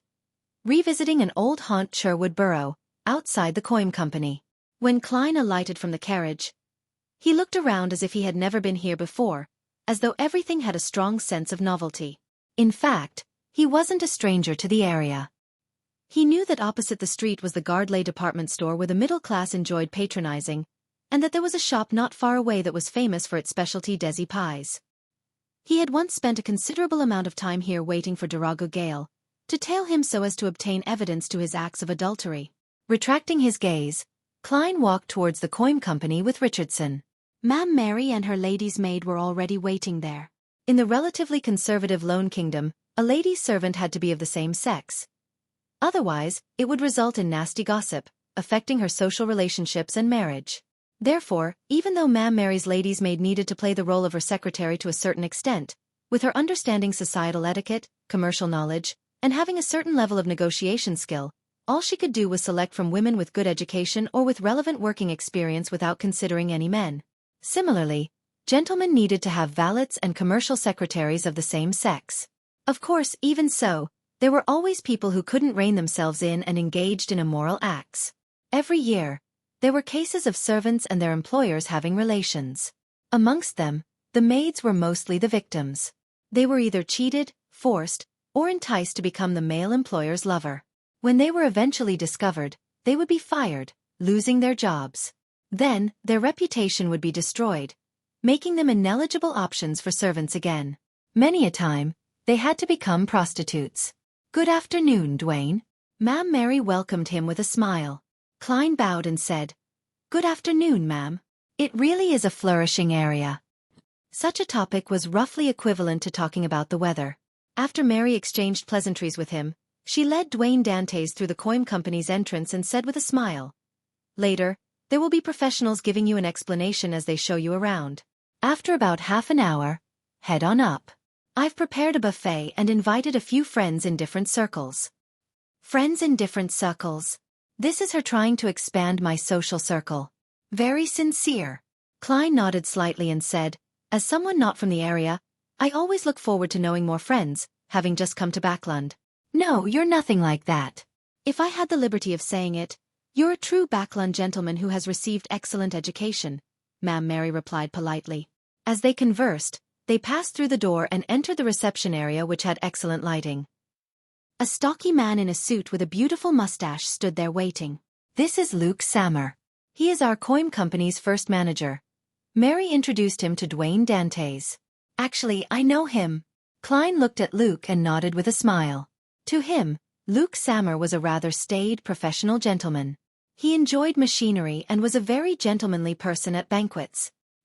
He didn't belittle the poor detective who had yet to make a name for himself, nor did he deliberately curry favor with the few mid-ranking civil servants of the Backland Municipal Department that lived on Minsk Street. "This is my friend, Dwayne Dantes. He's interested in anthracite and high-quality charcoal. Help me give him a detailed explanation," Mary said to Luke. Luke, who had been informed ahead of time, took a step forward and looked at the tycoon from Desi Bay. He gave a warm smile and said respectfully, "Mr. Dantes, this is the coin company's headquarters. We have long-term agreements with several anthracite mines. We supply Sherwood, Hillston, North, and West Borough with anthracite and high-quality charcoal, satisfying 30% of their overall demand. We also have the chance of clinching a huge contract with the Navy." I've never seen Luke with such an expression. Klein followed him around Coin Company with an unperturbed expression as he listened to Luke introduce the various areas. From time to time, he would inquire without expressing his attitude. Half an hour later, they went up to the second floor and entered a huge meeting room. The place was already set up with tables clinging close to the walls. Plates of food were randomly placed on them, with mainly ham, smoked meat, sausages, bread, salad, cakes, pudding, and other cold dishes. However, there were a few hot dishes. Just as he stepped in, Dwayne Dantes was introduced to two men who were talking close to Mary. "This is reporter Mike Joseph from the Daily Observer. This is an excellent surgeon, Dr. Aaron Series. In Backland, you will often need them." As Klein listened to Mary, he smiled at the two gentlemen, the corners of his lips nearly twitching. "These are all friends I'm very familiar with. Well, I'm even more familiar with the fetus in the womb of Aaron's wife." Why does that sound wrong?" As Klein lampooned, he patiently waited for Mary to introduce Dwayne Dantes to the two men before politely greeting Mike and Aaron. Mike Joseph didn't look much different from last year. He had thin brows, rough skin, and charming blue eyes. As for Aaron Series, although he was intrinsically a cold and reserved person, he didn't make it obvious. Everything that happened in the recent half-year had been smooth for him. In terms of mood and confidence, he was riding a high. Upon hearing that Dantes was a tycoon from Desi, Mike took out his name card and handed it over with a smile. "You don't mind me advertising, right? If you wish to publish an advertisement, find me. Be it the Daily Observer or the Tussock Times, I can provide you with a discounted price." As he spoke, Mike winked, indicating that he was joking. "You are nothing but a reporter with all these fake identification documents. Why didn't you mention the discount price advertisements to Sherlock Moriarty in the past? You were looking down on the detective, were you?" Klein lampooned and exchanged name cards with him. "I've always had such needs." Following that, he turned to Aaron and handed another name card to him. "I was recently ill and recovered only recently. I'm very aware of how important a doctor is. I'm a surgeon, so I believe you wouldn't wish to meet me that much. Despite saying so, Aaron still received the name card. No, I'd love to meet you. I even wish to join the party of your child's birth. Klein mumbled, deliberately leading the conversation to the field of medicine and having a good conversation with Mike and Aaron. He had previously been stressing over how to close ties with Aaron to re-establish connections with a particular unborn fetus. After all, the paper crane was about to tear at any moment, making it unusable for even one more attempt. As for Sherlock Moriarty, it was difficult for him to openly appear in Backlund to pay Aaron a visit, much less participate in the birth party. There aren't any problems now. With Ma'am Mary's introduction, I can very naturally get close to Aaron. When the time comes, I'll definitely be invited. Hee, I might even be made the godfather of a particular snake of Mercury. After all, we are all believers of the goddess. Will this make a particular fetus angry? I'd better be careful. I definitely wouldn't mention this unless Aaron mentions it. Klein thought in delight. He skillfully held himself back without appearing overly passionate on their first meeting. After a simple chat, he was introduced to the other guests by Mary. During this process, Klein didn't forget to get some food and water, making him appear to easily adapt himself to the environment. After completing a round, Mary stopped and said after some deliberation, "Everyone here is my friend. This means that you didn't invite anyone from the other camp, and you are also including me as your friend?" Klein nodded gently. "I probably shouldn't ask as a gentleman, but as a businessman, I need to know who is the person, or who are the people, vying for the Coim Company's controlling share rights." Mary fell silent for 2 seconds. Baron Sindras and his friends. They wish to publicly list the Coim Company and earn the sky-high evaluation that will eventually happen. They're completely unconcerned with the company's future development. Baron Sindras, one of the richest men in Lone. By donating to the Conservative Party, he became an aristocrat and is a banker, factory owner, and a powerful businessman. It's hard to tell where he stands, so even though he relied on the Conservative Party to obtain his aristocratic title, he's more aligned with the new party while being biased towards merchants. Klein thought and asked with a smile, "Why didn't you get that Mr. Hall to help? His father is a powerful noble and banker. He should be able to provide you with the necessary help." Mary said with a wry smile, "Mr. Hall doesn't wish to involve himself in this matter. He claims to be the chief secretary of the National Atmospheric Pollution Council, so he can't be involved in commercial activities that deal with anthracite or charcoal. A man whose true ambitions lie in politics. However, he probably doesn't wish to be at odds with Baron Sindras. Heh, if I were to choose another butler back then, I'd likely have established ties with Baron Sindras. He's so rich, so if he really wants to raise the price, I wouldn't be able to beat him. Will a trope of him using money to crush me appear?" Klein didn't ask further as he said, "I will wait for the investigation report." Realizing that Dwayne Dantes wasn't directly backing out, Mary said with slight gratitude, "In this age, chivalrous people are already few and far between. You are one of them." Klein smiled without promising anything. After the buffet was over, he began returning to Northborough on his high-end four-wheeled carriage. As he daydreamed while looking out the window, Klein suddenly said to Richardson, "Turn towards St. Samuel Cathedral." He had failed to figure out the exact answer to the reason for the anomaly in the cathedral, which was later quelled. This made him wonder if he should find a chance to make contact with the keepers. He also remembered that every afternoon, there would at least be a keeper who prayed to the goddess in the prayer hall. How should I make contact? In that environment, even a conversation will appear noisy. And this will easily incur the suspicion of others. Klein frowned slightly as he decided to observe before coming up with a solution. The carriage didn't change direction as it continued driving towards Buckland Street, but it didn't stop and instead continued past it. Inside the carriage, Klein closed his eyes to calm his slightly anxious feelings.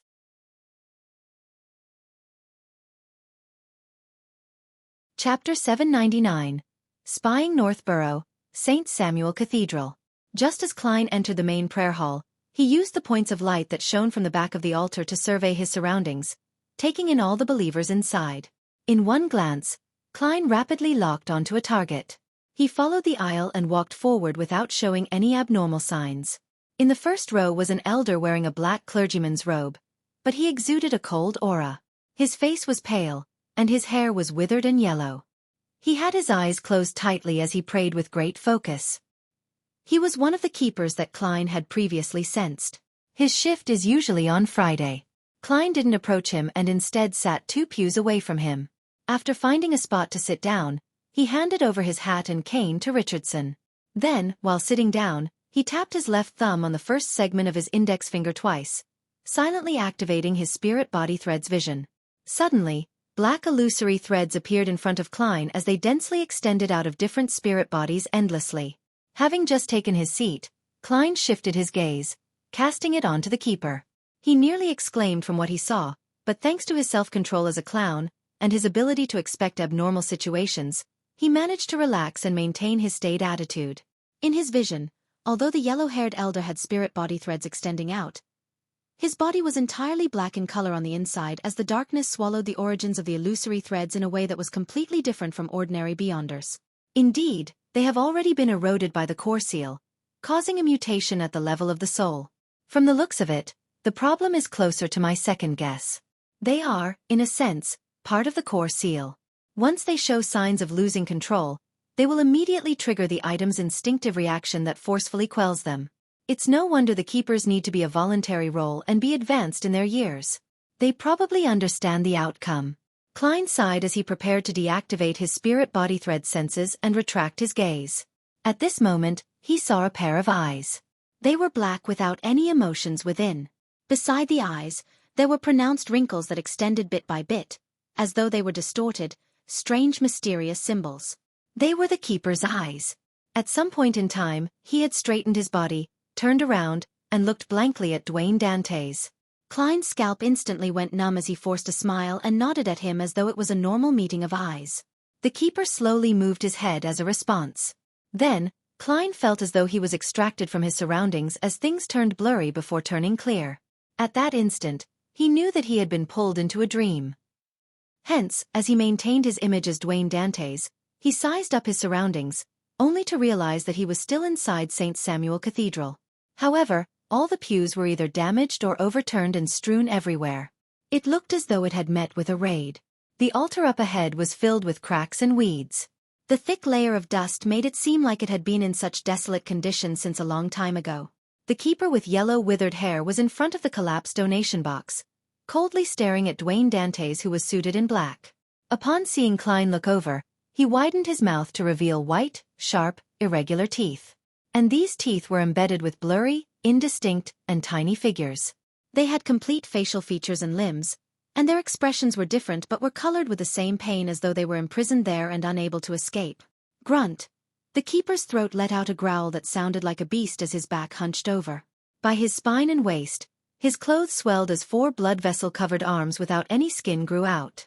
Right on the heels of that, they grew fine black hair as the tips of his fingers grew sharp nails with a smacking sound. In just 3 short seconds, the keeper who looked normal had turned into an 8-legged monster that sprawled on the ground.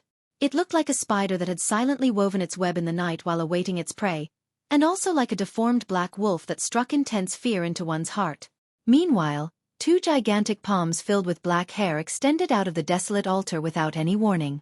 They pressed onto the sides as black gas condensed into slippery tentacles that extended in every direction. Soon, they filled the entire prayer hall. The aura that left him trembling, the extreme sense of fear, and the huge illusory figure were penetrating an invisible barrier as they manifested more clearly. He lost control? That keeper lost control? Klein stood there, subconsciously wishing to react and use his uniqueness to forcibly escape the dream. But suddenly, he figured out the series of events that had happened. His expression changed as he wore a terrified expression as he ran to the door, trembling. It looked like he was struggling in a dream. In the time it took to take a breath, a dark chill spread out from the outside world like a tidal wave, inundating the entire dream and quelling everything. Klein snapped his eyes open and realized that he had fallen asleep at some point in time. As for the yellow-haired keeper, he had long turned his head to continue praying. Dwayne Dantes' eyes darted around as he looked around in horror, as though he was still immersed in the dream and unable to escape the horror that had gripped him. After nearly a minute, he took 2 deep breaths and looked at the sacred emblem again, drawing a sign of the crimson moon on his chest. Only then did Klein have the time to recall the experience he had and began speculating as to what had happened. As I had spied on his spirit body threads, it caused him to show signs of losing control. Thus, causing an excessive reaction by pulling me into a dream and attempting to deal with me? Later, the core seal behind Xueqi's gate sensed the anomaly and quelled the problem. Now, the crux of the matter is if the keeper still remembers the source of his near mutation. If he's already used to it, he should find the cause of the problem very vague considering his present state. Of course, it might not be my problem. Perhaps he was already on the brink of losing control. Klein looked at the elder once again to observe what he would do next to determine how he should react. If all else fails, I'll directly use creeping hunger and escape with traveling. Klein rapidly made up his mind as he patiently waited for the possible repercussions. A few minutes later, he saw Bishop Electra walk in from the side door towards him. Klein's heart tightened as he spread open his left fingers in preparation to activate creeping hunger. At that moment, he suddenly had an idea and stopped his actions. If the keeper has already informed the bishops about my problematic situation via dream, I would be the victim of a collective assault by the church's beyonders. After all, pulling me into a dream can avoid harming the other believers. Therefore, they have no need to find a bishop I'm familiar with to come over. It's likely more to extend their regards and to placate me. Klein retracted his gaze and continued a praying pose. In less than a minute, he finally sensed someone approach as he looked up and saw Bishop Electra softly say, "You don't look too well?" I fell asleep without realizing it and had a nightmare. I still feel a little afraid, Klein said with a self-deprecating smile. Bishop Electra sat beside him and said in a staid manner, "Dreams are sometimes the manifestation of the fear within you. You will feel better as long as you sincerely pray to the goddess and consume holy water. Of course, the most important thing is to not suppress yourself usually. Learn to confess to the goddess. At times, wailing in secret can reduce a lot of your stress." Klein secretly observed the bishop's attitude and read his tone before heaving a sigh of relief. "I understand." He cast his gaze forward again, bowed his head, and clasped his hands to begin praying silently. While doing so, he saw the keeper in front of him stand up and walk to the side door where a bishop was waiting. Phew! Klein silently exhaled as he truly became one with the serene environment. Suddenly, he heard a voice that was his, but it wasn't something that he could control. "Did you think what you did was well hidden?" "No, not at all. Have you forgotten that you've touched the Evernight goddess's holy artifact?"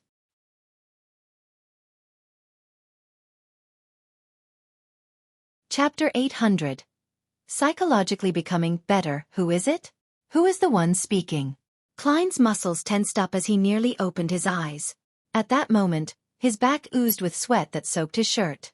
What he was most alarmed of wasn't the word said, but that it directly sounded in his heart and had modulated the voice to sound exactly like his. Although I maintained my lucidity in that dream, I still had my spirit body tainted by his psyche that was on the verge of losing control? Or is someone using that keeper to pass me a message? Countless guesses ran through Klein's mind. Finally, combining the contents of what was said and his own situation, he came up with a preliminary judgment. The number of people who knows about my identity as Klein Moretti is few to begin with. Likewise for those who know that Klein Moretti had once sworn an oath while touching a holy artifact. Furthermore, there's almost no intersection between the two. Mr. Azek had heard me mention the former matter before, but if he wants to give me any reminders, he can directly do it through a messenger. There's no need to use such a frightening method. Willa Septon might know. After all, he's a snake of Mercury who represents fate. But by the same logic, he can directly contact me.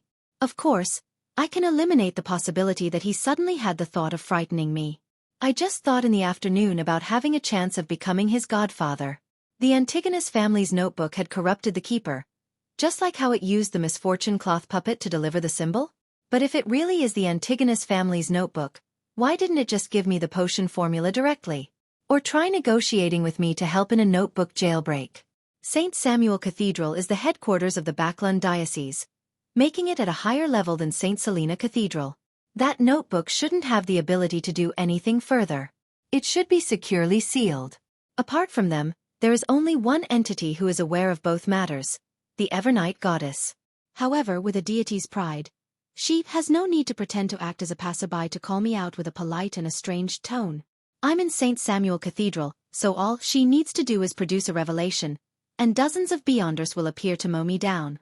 And as a diocese headquarters, with sufficient preparation, they can probably disrupt traveling. Therefore, there's no need to go through so much trouble. There's still one more person who's aware of both matters. That's myself.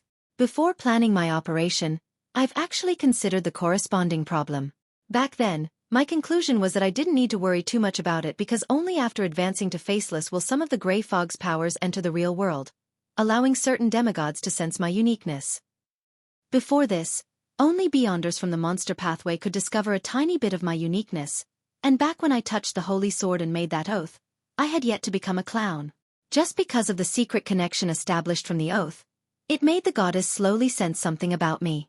It's been so long, and I haven't seen her take any action. That female angel.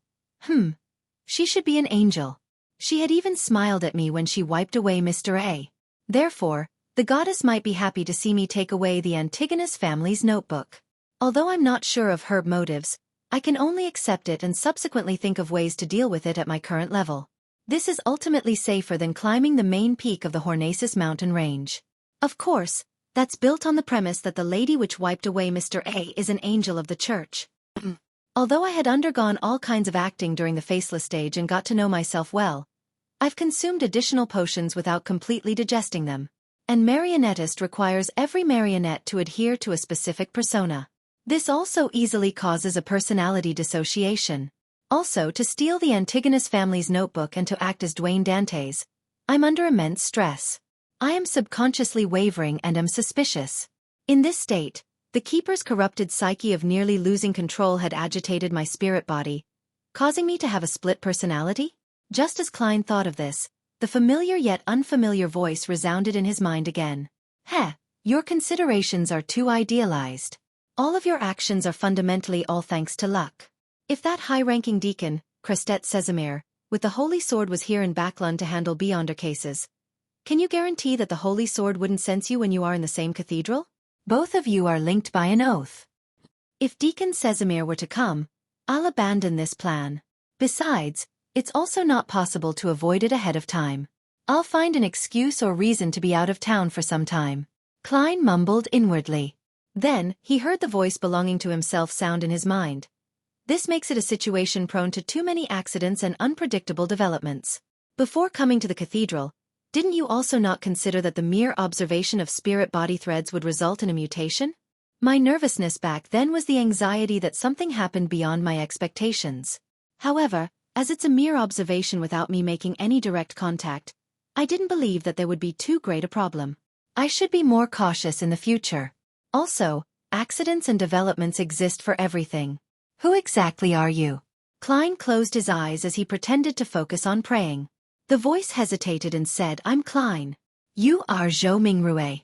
No, I'm Zhou Mingrue. You are Klein, indeed. Klein felt his hair stand on end once again. He decided to leave St. Samuel Cathedral immediately, return home, and resolve the problem of his character dissociation. When the symptoms first appear, the situation is easier to resolve. Once the other personality stabilizes and becomes stronger, it will begin to snatch control of the body. I might even need external help when that happens.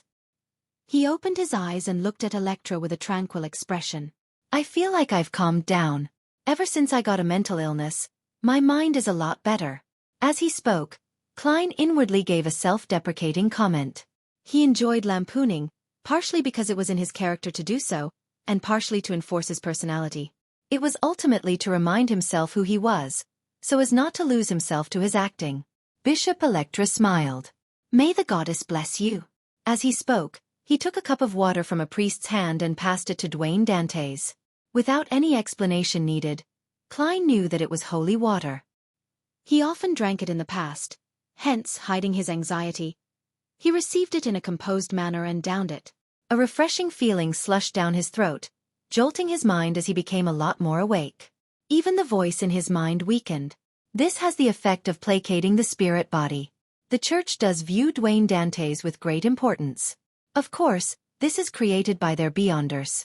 As Klein nodded at Bishop Electra, he drew the sign of the Crimson Moon and stately walked to the altar and donated £50 into the donation box. After doing everything, he led Richardson and left the cathedral, riding the carriage back to Backlund Street.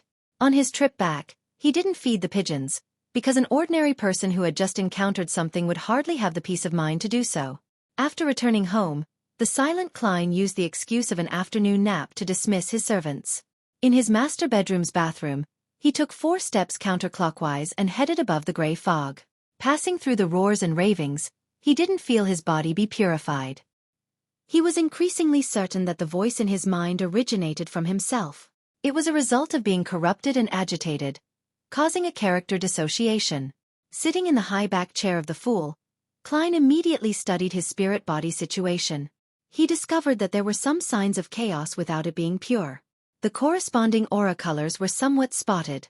After seriously contemplating for 2 minutes and ignoring the echoing noise in his head, Klein conjured the world Gammon Sparrow and made him devoutly pray. Honorable Mr. Fool, please inform the moon that I wish to rent the mental terror candle for half a day. I know he has the means of obtaining it, very early on.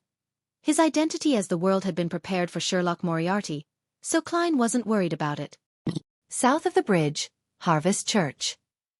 Emlyn White, who was anticipating his obtaining of Lilith's ring in the evening, suddenly saw the endless gray fog and heard the world. Alarmed, he muttered in silence, how does he know that I can get the mental terror candle?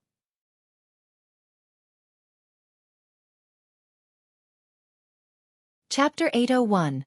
Plea. After a brief moment of stupefaction, Emlyn couldn't help but look around. He suspected that the world was lurking around him, as though he was one of the nearby believers. After all, he had never mentioned the mental terror candle at the Tarot Club. Bishop Utravsky seldom had conflicts with others, so he almost never used any mystical items. If it wasn't because Emlyn had been planted with a psychological cue to frequently head to the Harvest Church and receive the heads-up from Sherlock Moriarty, he wouldn't have asked the bishop and learned of the existence of the mental terror candle. At that instant, everyone looked like the world to Emlyn. Be it the plump middle-aged man, the granny with a grey headscarf, or the fashionable beauty. He felt that all of them looked like they had something similar to the world. No, I must figure it out. He's actually so aware of my surroundings. I haven't mentioned certain things even while in front of Mr. Fool. Emlyn was left in utter shock as he stood up and walked to the clergyman's break room at the back. In a quiet and empty environment, he replied, Honorable Mr. Fool, I wish to directly communicate with the world. In less than 10 seconds, Emlyn saw a dark red glow surge forward like a tidal wave and devour him. Then, he found himself back above the gray fog. He was inside the majestic palace and was seated at his seat. And at the other end of the mottled table was the blurry figure of the world who was waiting for him. Compared to before, Emlyn had changed tremendously. He wasn't in a rush to speak to the world, and he instead bowed to Mr. Fool, who was leisurely watching at the other end of the table, before looking at his target. How did you know that I can get the mental terror candle? Under Klein's control, the world said with a hoarse laugh. We might have met before. He didn't speak further and only mentioned the key point. As for whether Emlyn could figure out the situation, that wasn't his problem. Of course, Klein believed that Emlyn lacked the ability to connect the world to Sherlock Moriarty since he lacked the necessary clues. Emlyn frowned bit by bit as he had a few targets of suspicion, but he wasn't able to determine who was the world. Believe me, I have no ill intentions towards the members of the Tarot Club, the world added when he saw Emlyn in a state of prolonged silence. Heh, there will be a day when I'll find you. Emlyn silently muttered to himself as he asked, What are you going to do with the mental terror candle? I need to have a substantial reason to borrow such a mystical item. Klein controlled his urge to rub his temples as he made the world turn solemn and say, To treat my psychological problems. Treat psychological problems. Emlyn couldn't help but shrink his body back before straightening it again. Looking back at the world, his eyes clearly indicated that the world really was a dangerous lunatic. The mental terror candle does have such effects, Emlyn thought for a moment and said, I can only borrow it for half a day. There wouldn't be any problems, right? Klein held back the horror and pleas that were running through his mind as he controlled the world to answer. No problem.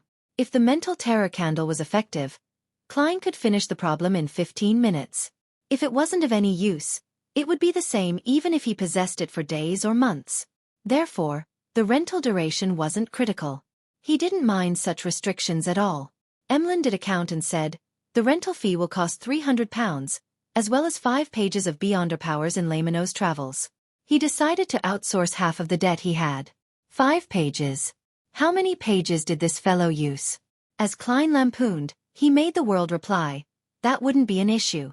After closing the deal, Emlyn immediately returned to the real world and walked into the Harvest Church's break room for the clergyman. Casting his gaze to the side of the altar and waiting for Bishop Xueqi to finish talking to the believers, Emlyn suddenly fell into a dilemma. Although he sounded confident in front of the world, he had never tried borrowing similar items from the bishop. He had no idea what kind of attitude the bishop would have. As his gaze darted around, Emlyn subconsciously surveyed the tiny prayer hall. I've helped Father rescue many commoners who were infected by the plague, and have been teaching those who wish to learn about herbs. I've made the faith of Mother Earth spread quite significantly in this burrow. What's wrong with borrowing the mental terror candle for half a day? Emlyn raised his chin and walked to Bishop Xueqi, who he needed to look up at, and cleared his throat. I have a friend that has a psychological problem. I wish to borrow the mental terror candle. He didn't directly mention his contributions, because his pride didn't permit him to do so. Xueqi looked down at the priest-robed Emlyn and smiled warmly. Okay, that's it? Emlyn was stunned, finding it unbelievable that the bishop would agree so easily. He didn't immediately accept it as he couldn't help but ask, "Aren't you afraid that I'll lose the candle?" Xueqi replied with a smile. Everyone and every item has its end. They will all return to the earth, buried deep within the soil and sprout, grow, and bloom, one incarnation after another. That is the fate of all entities. If the mental terror candle is lost, it just means that my connection with it has come to an end.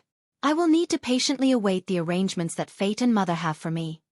Whether the mental terror candle is lost depends on fate, but whether I end up being killed by you is also fate. Emlyn lampooned without asking further. He received the strange candle from the half-giant bishop. Following that, he used the excuse of needing to treat his friend to leave the Harvest Church.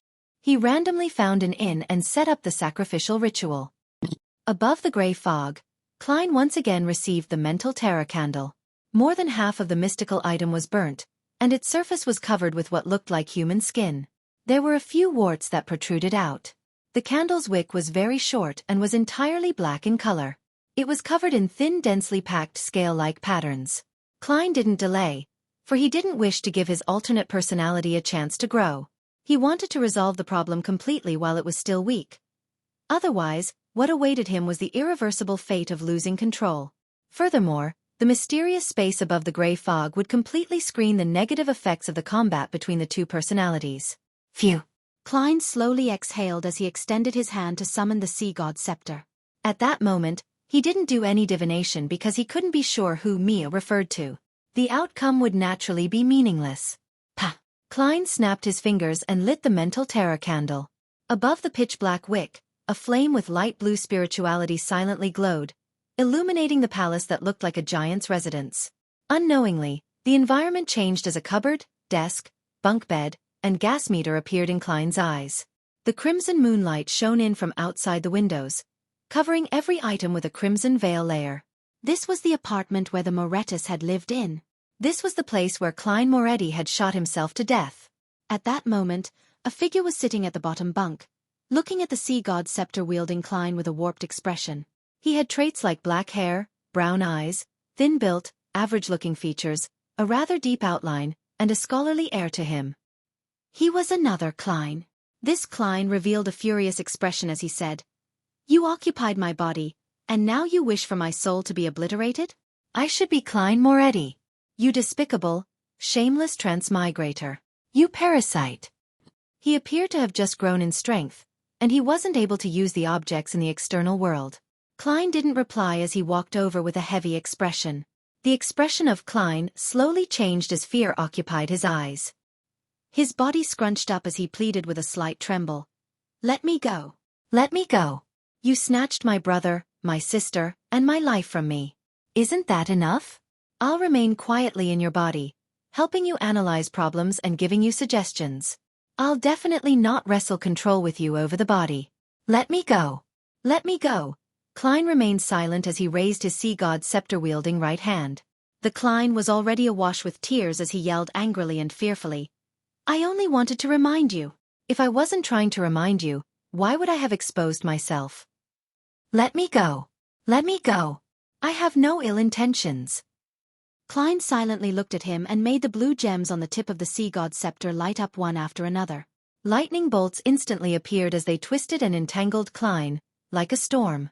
Amidst shrill cries, the figure rapidly dissipated as a bolt of lightning wiped all traces of it.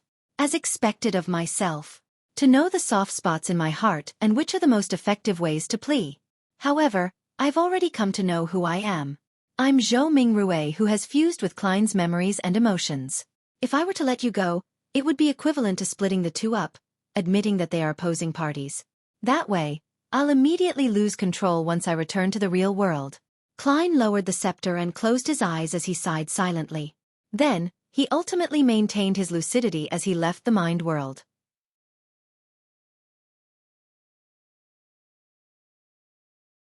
Chapter 802.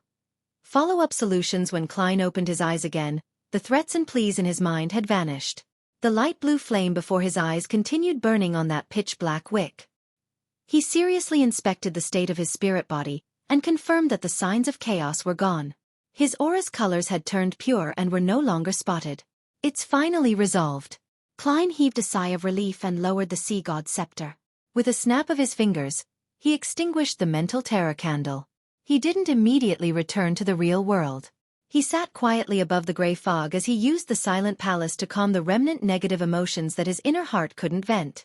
After this matter, Klein gained a deeper understanding that the path of a Beyonder was a path that constantly fought with madness.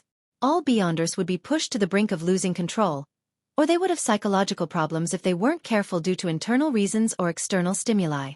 And once the symptoms appeared, not resolving them in time might leave them in a situation that would be abnormally difficult to resolve.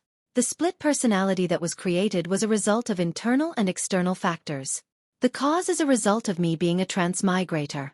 Yet, I fused with Klein Moretti's memory fragments and received parts of his emotions.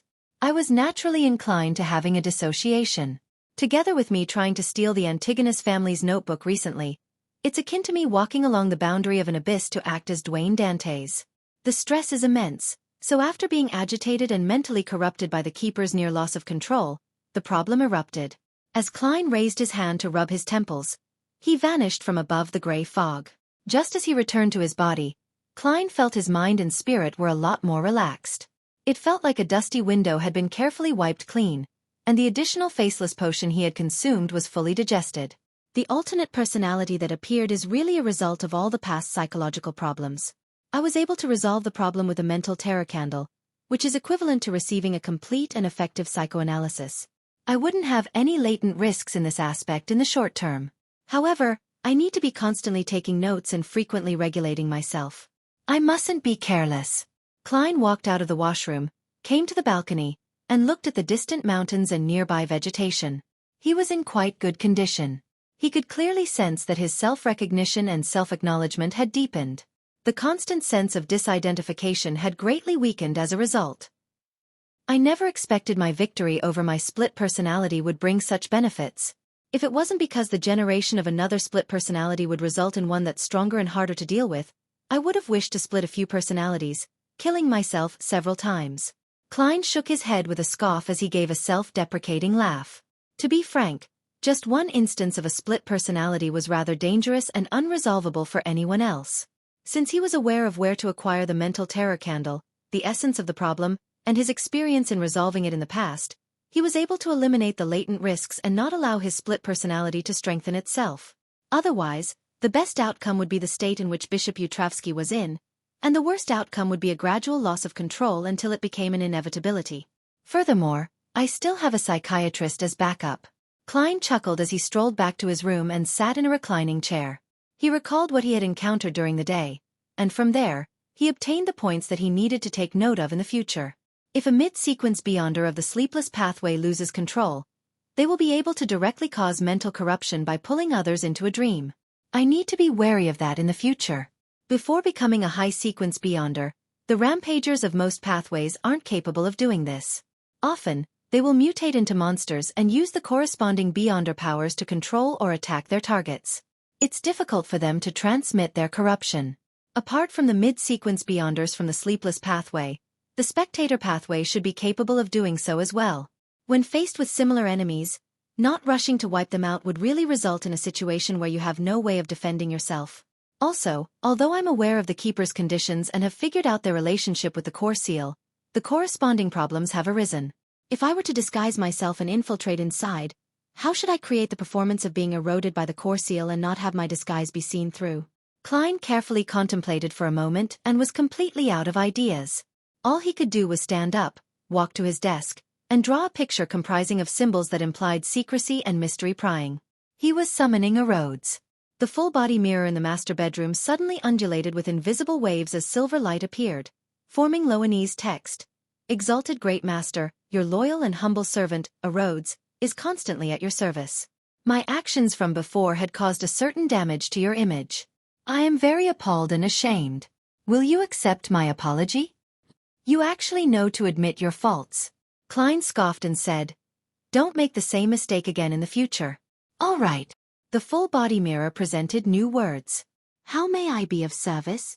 There's something. Klein deliberated and said, the keepers of the Church of Evernight are contaminated by the core seal's power behind Cheney's gate. They are in different conditions from the typical Beyonder. Is there any way to perfect a disguise? The silver words changed and outlined new text. Great Master, there's only one method, to sacrifice your marionette and allow it to receive the contamination of the core seal.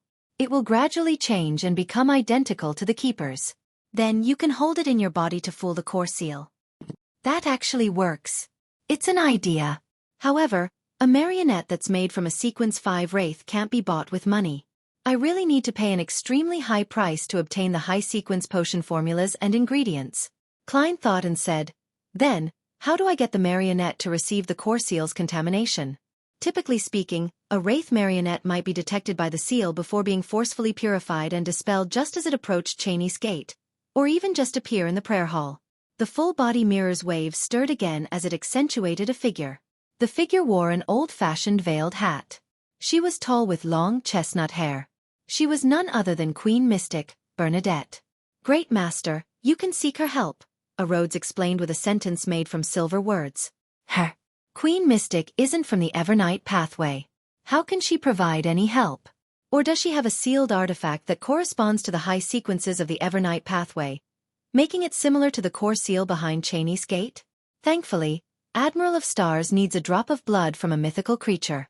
When the time comes, apart from providing an item that can satisfy Willa Septon, there's still a middleman fee for me. This will be the middleman fee. Klein thought as he nodded and said, very good, you may return. Yes, exalted Great Master. Your humble servant, Erodes, awaits your next summoning. As a silver line of text appeared, Erodes outlined a palm with a handkerchief in hand as it shook it. The corners of Klein's mouth twitched as he looked at it, momentarily unsure how to respond. Westborough. Within the Odora family's villa, Emlyn White wore a faint smile as he randomly found a single-seater to sit in the activity room. Diagonally across him, another sanguine baron, Russ Bathory, was holding a wine cup filled with blood. He was observing him with narrowed eyes, without concealing his disgust and hatred. Russ Bathory had not only been injured during the hunt for the first primordial moon believer, but he also had Emlyn steal away his spoils of war. Such an act from you will only please me. Emlyn chuckled inwardly as he turned his head to look at Cosme Odora who had just entered. He waited for the Baron to declare the results and reward him. Cosme forced himself to ignore Emlyn's gaze as he walked to the fireplace and said to all the sanguine present, I'm gathering all of you today because the final victor has emerged for the hunting competition. Who is it? The sanguines looked around as they exchanged looks, guessing at who could have clinched victory. Most of their gazes landed on Russ Bathory, with no one believing that it could be Emlyn White. Only Russ Bathory had a hunch as he looked in surprise at the darn fellow. Cosme secretly sighed and said, Emlyn White has already hunted 3 targets, automatically clinching victory. What? A young sanguine blurted out in disbelief. The sanguine was a race with fewer members than humans. In Backlund, they were all part of a smaller community. Therefore they weren't unfamiliar with each other. Everyone knew what kind of sanguine Emlyn was.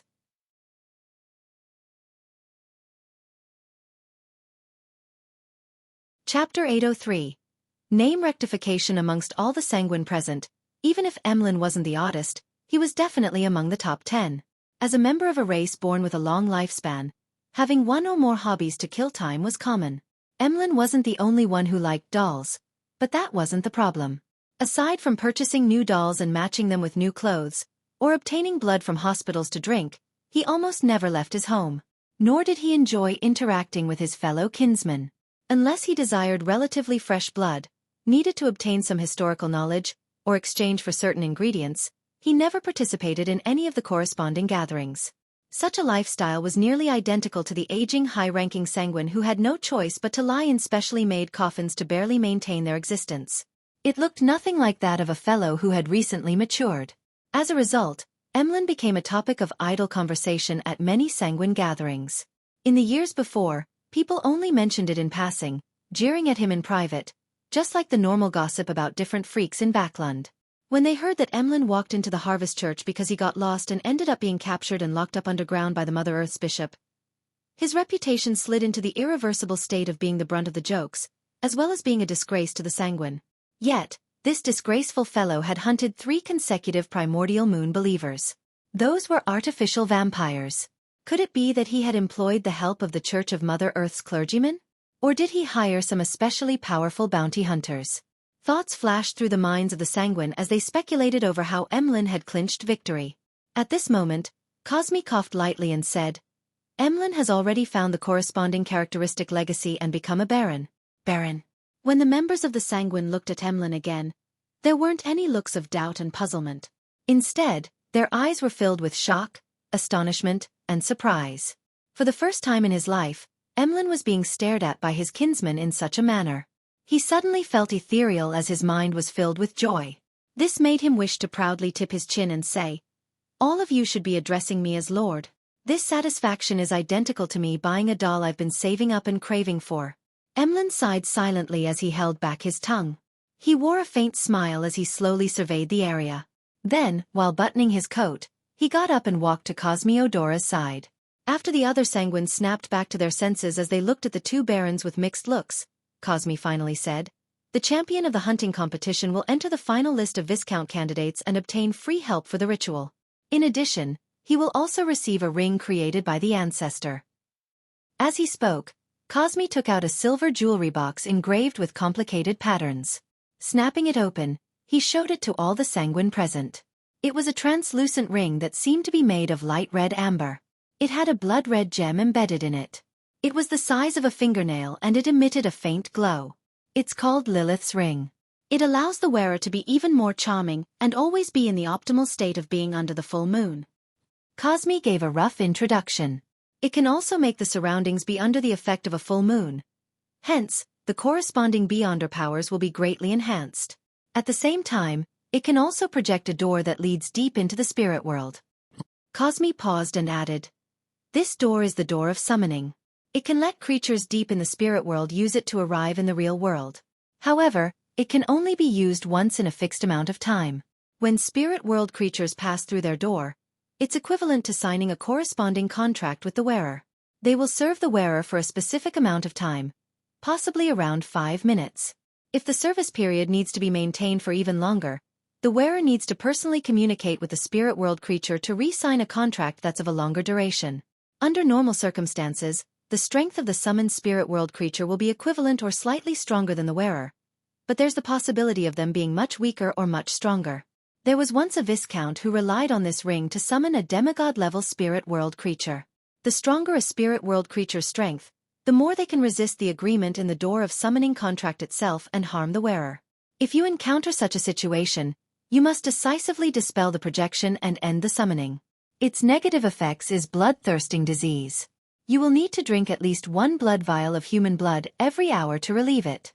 Otherwise, your blood will boil and evaporate. In less than 15 minutes, it can cause the death of a baron. I'm not against that. I do yearn to drink blood more frequently, but the problem is that I'm unable to obtain that much blood. Emlyn held back his joy and agitation as he considered how he could resolve the negative effects. At this moment, Cosme turned to glance at him. The additional blood will be provided by the race. Then the problem turns into the modification of a bottle so as to carry around that much blood. Emlyn scanned the other sanguine who wore looks of envy and jealousy as he asked, "If I don't wear it, will I get the bloodthirsting disease?" "No." Cosme firmly shook his head. Emlyn stared at Lilith's ring and asked again, "If I were to wear it for 59 minutes and take it off, will I get the bloodthirsting disease?"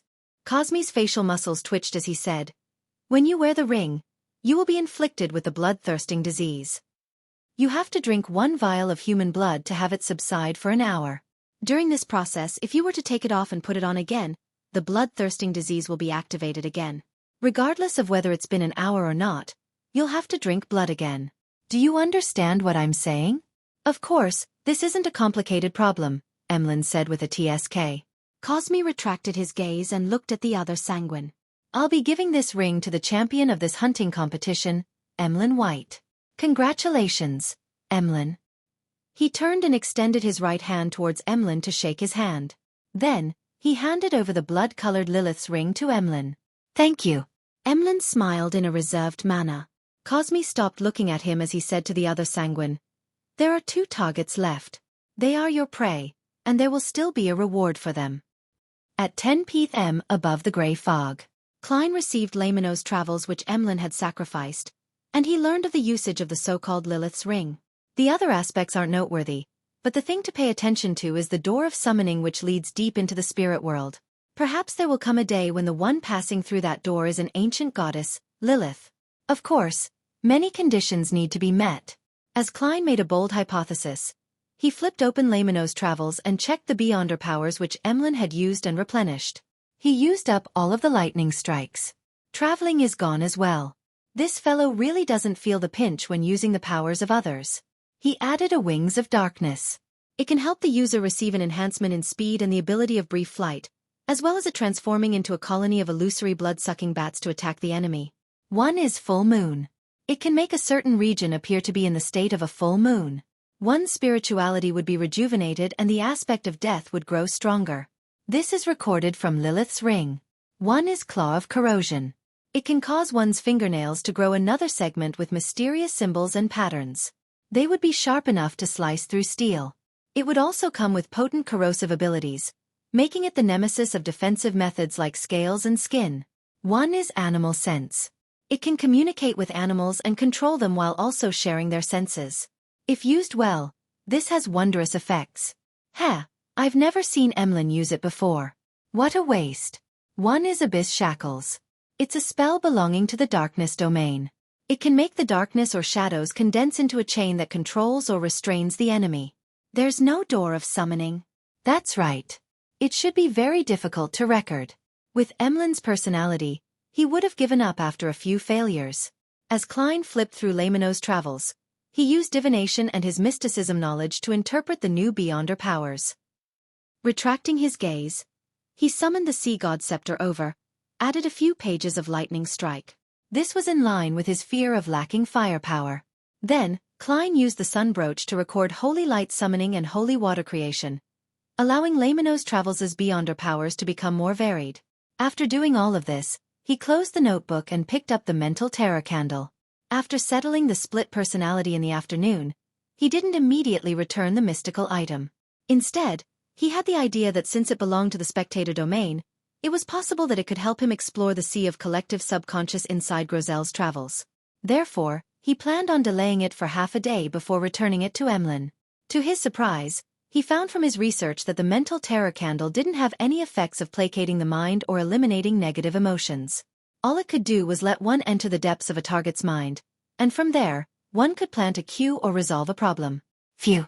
Klein heaved a sigh of relief. Through the bestowment ritual, he returned the Mental Terror Candle and Lamino's travels to Emlyn and Furs respectively.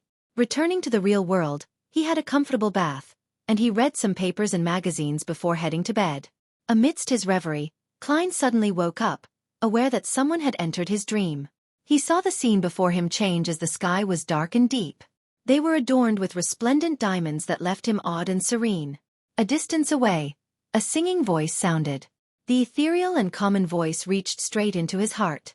Meanwhile, the clouds moved as the crimson moon half revealed itself, scattering down its mild glow. All of this made Klein feel as though he had arrived in the Evernight goddess's divine kingdom. In the dream, he felt relaxed and comfortable. Klein suddenly realized the situation he was in. This was the arrival of a Beyonder from the Church of the Evernight. This Beyonder was using the dream to placate the tycoon, Dwayne Dantes, so as to heal the mental scars he suffered in the afternoon. What you are doing only disturbs my sleep. Klein silently sighed helplessly.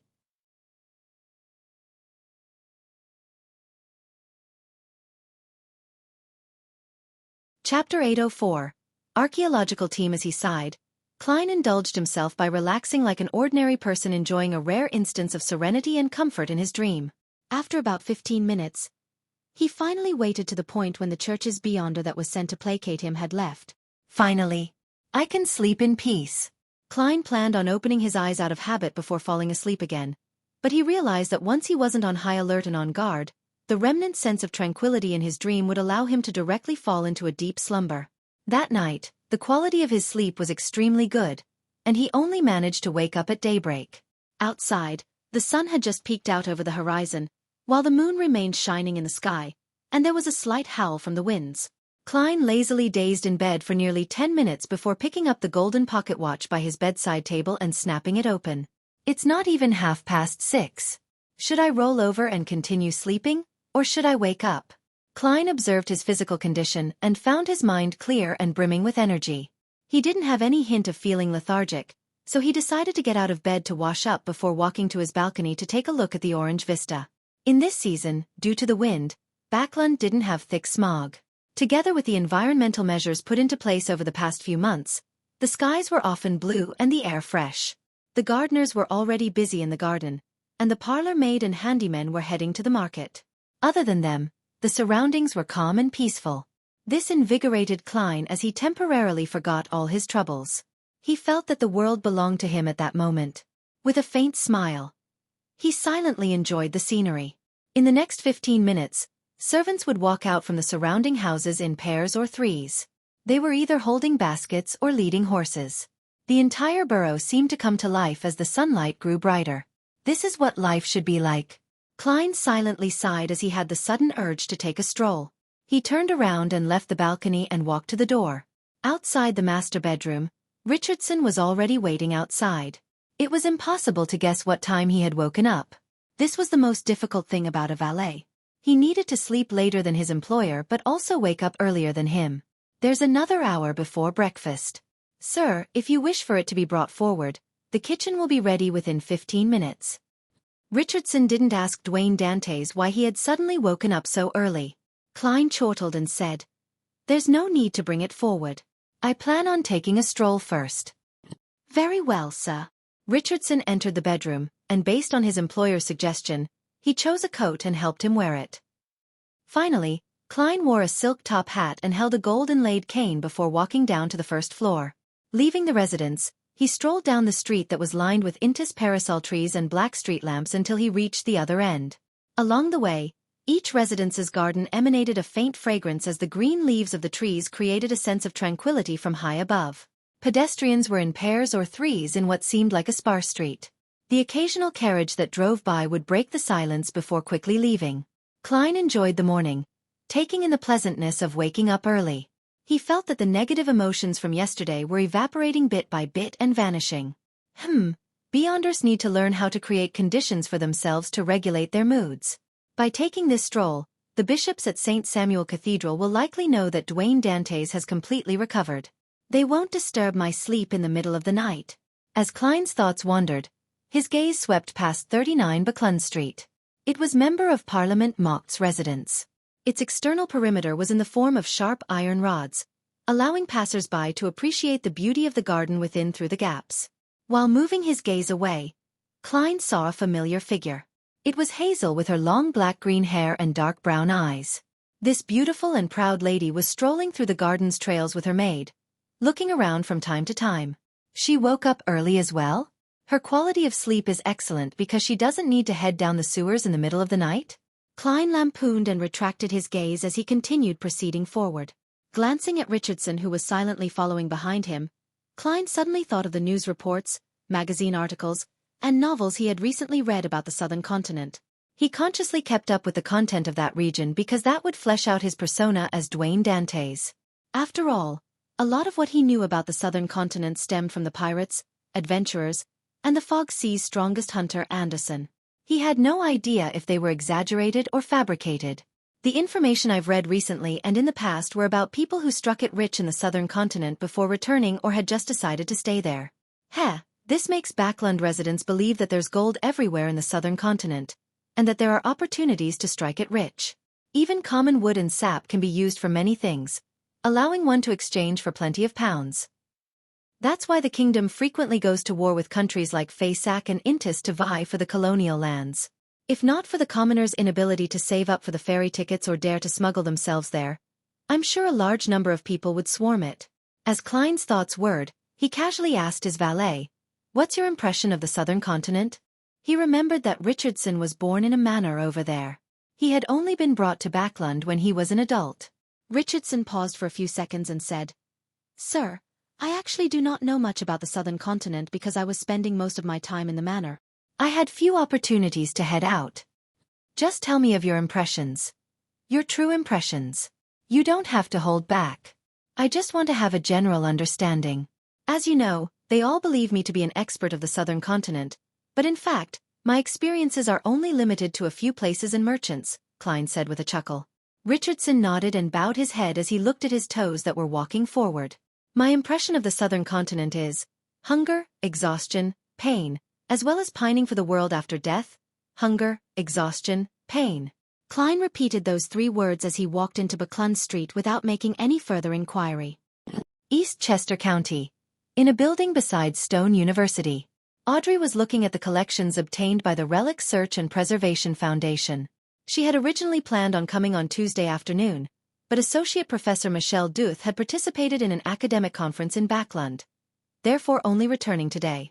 As a result, she had no choice but to change her plans. This pair of boots was discovered by a farmer in a mountainous ruins in Stone. Its shape and traits match the societal trends of the Fourth Epoch. Michelle introduced the item inside the glass cabinet to the beautiful aristocrat. Audrey looked over with interest and discovered that the ends of the boots were curled like a clown's. The heights of the curled parts weren't uniform. One was 3 centimeters, and the other was 5 centimeters. They didn't look like a pair. The Fourth Epoch's asymmetrical style. I wonder what level it is for 3 on the left and 5 on the right. Audrey retracted her gaze and followed Associate Professor Michelle to the next exhibit. At the end of the tour, Michelle pointed at the glass case diagonally ahead of them and said, "This coat of arms was delivered a few days ago. It involves the very ancient worship of dragons." Dragons. Audrey strode forward in a reserved manner and saw a grayish-white dragon with its wings spread out engraved on the coat of arms. "Where does it come from?" Audrey asked just as she did before. Michelle answered, "It's from a village named Heartlark. This Loanese word doesn't have an archetype in ancient Faisak. Apparently, it was written like how it's read. Heartlark. That's the village which I previously visited that had the folk tradition of worshipping dragons.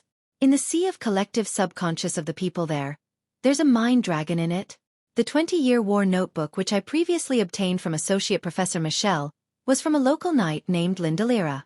He was suspected to have something to do with that mind dragon." Audrey nodded in thought as she deliberated over her words, wishing to ask about the person who had found the coat of arms. At that moment, Associate Professor Michelle's expression turned abnormally heavy. Accompanying the discovery of this coat of arms was a tragedy. A tragedy? Audrey didn't hide her surprise. Associate Professor Michelle sighed and said, "An archaeological team entered the village to study the folk tradition of worshipping dragons, but that night, one of the members went mad. And this mental illness was apparently contagious. The entire archaeological team later went mad, killing themselves or each other. In the end, none of them survived." This coat of arms was found among their remains. It was first taken away by the police, and after confirming that it's without problems, only then did they donate it to us. An archaeological team entered the village, and the members went mad one after another. Audrey's eyes dilated as she inwardly repeated Associate Professor Michelle's words. Suddenly, an idea came to mind. Psychology alchemists. The members of the archaeological team were members of the psychology alchemists.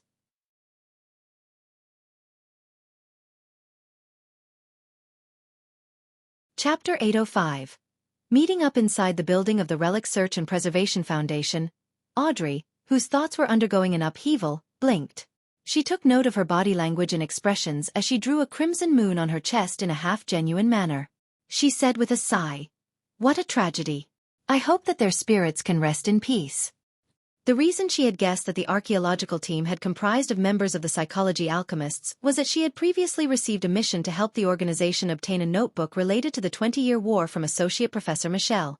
And this notebook belonged to the knight from Heartlark Village, Lindalira. Back then, Audrey had made a request to Mr. Fool and relied on magic mirror divination to determine the origins of the notebook. She discovered that it was deeply connected to the village that worshipped dragons. As she knew ahead of time that there was a mind dragon hiding within the sea of collective subconscious, she ultimately chose to hand over the notebook to the psychology alchemists in consideration of her lacking sequence and strength. That also meant that the psychology alchemists had quite a significant chance of locking onto Heartlark Village through the notebook before heading over to find their target. Another factor that Audrey used in her judgment was the strange mental illness that the archaeological team suffered.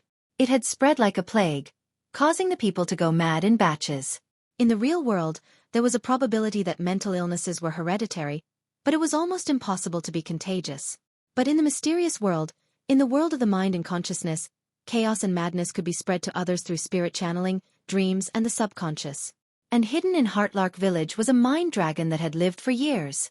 The psychology alchemists had found Heartlark Village through the notebook, and the threatened mind dragon used this ingenious method to spread mental corruption? He might have achieved this through the sea of collective subconscious. The Beyonder world sure is dangerous. This small team must have been formed by a selection of Beyonders, but they ended their lives in such a simple and ridiculous manner. As Audrey thought about it, she was glad that she had made a sufficiently rational decision. She hadn't willfully used the knight's notebook to explore Heartlark Village. Otherwise, there would probably have been an addition name to the list of members who went mad. Thanks to Mr. Fool. Thanks to the other members of the Tarot Club. Thanks to Kalangos who previously infiltrated in disguise. They allowed me to still recognize the hidden dangers despite my lack of actual experience in the domain of mysticism. It made me sufficiently cautious. Audrey silently thought in gratitude. At that moment, her recalling her performance when she first joined the Tarot Club had made her wish to bury her head in her pillows to roar at herself. Audrey, you were that naive and immature back then. Thankfully, you met Mr. Fool. If it were any other secret existence, you would have long gone mad or turned into a monster. Mr. Fool is such a nice man. No, such a nice orthodox god. By the side, Associate Professor Michel noticed that Audrey had been silent. He said with a heavy nod, "Yes, it truly is a tragedy that strikes one with fear. I only wish that the government has already handled the matter and prevented the contagious mental illness from becoming a plague. Don't worry, unless that mind dragon loses control and plans to challenge the three churches, there won't be any more victims of that mental illness." Audrey replied silently. From her point of view, the official Beyonders had already taken on the case. After all, a contagious mental illness was definitely going to be under the purview of the official Beyonders. Therefore, the dragon coat of arms in the glass case must have been determined to be fine before being donated to the foundation. The police department didn't have such authority. While Audrey felt pity for the archaeological team who were suspected to be psychology alchemists members, as though she had experienced the tragedy for herself, she was curious if the mind dragon remained in the vicinity of Heartlark Village. To hide in the sea of collective subconscious with one's actual body would probably make it difficult to be discovered. However, the three churches have a long history. In the fourth epoch or even earlier, they must have had bouts with mind dragons, so perhaps they have the corresponding records about it. Besides, the psychology alchemist is in control of the spectator pathway and has the existence of high-sequence Beyonders. Their comprehension of the sea of collective subconscious can't be much weaker than the mind dragons. After suffering a terrible failure due to the lack of information, they will definitely send a very powerful team. Although that mind dragon was stronger than what the psychology alchemists expected, it probably wouldn't stay there to be discovered. It should have left. Audrey made an inference based on what she knew. She didn't have any thoughts of visiting Heartlark Village to figure out the truth, because she long knew that the present her lacked the strength to deal with the mind dragon. Her only intentions were to mention the matter at the next Tarot Club, and see if the other members could provide any feedback or any valuable knowledge. For example, it might be that the mind dragon had entered the sea of collective subconscious because of the local worship of dragons, or it could be that the mind dragon's inhabitation of the sea of collective subconscious caused the villagers to dream of it, thus being subconsciously influenced and having the tradition of worshipping the dragon. On Friday afternoon, Klein received the invitation list for the ball tomorrow. He began to seriously memorize the topics he needed to discuss with different guests. When meeting Member of Parliament mocked, "I need to make remarks about the recent good air in Backlund, and make a few jokes about the Lone Kingdom Imperial Science Institute." As Klein memorized each line, he suddenly heard stacked illusory pleas. "A man. Based on how long it's been, it's most likely Mr. Hanged Man."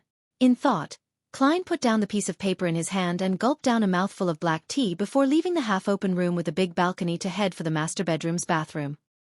He took 4 steps counterclockwise and went above the grey fog, and he discovered that it was indeed the hanged man. This man had requested the Honorable Fool to inform the world that he had arrived at the capital of the Rörsted Archipelago, City of Generosity, Byam. He could head for the primitive island in 2 days after he replenished his supplies. He wanted the world to begin preparations so that they could meet in time. He also indicated that if he lacked the means to head for the primitive, he could arrange for the world to secretly board the Blue Avenger. Board the Blue Avenger and bring a bunch of sailors from the Church of Storms to the vicinity of the primitive island?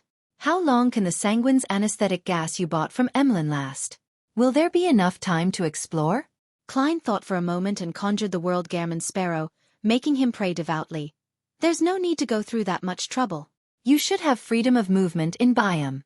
Meet at the cemetery outside the city at midnight today. Before that, replenish your stores. Byam, in an inn. Alger frowned slightly after hearing the world Gehrman Sparrow's words. He did have freedom of movement in the City of Generosity.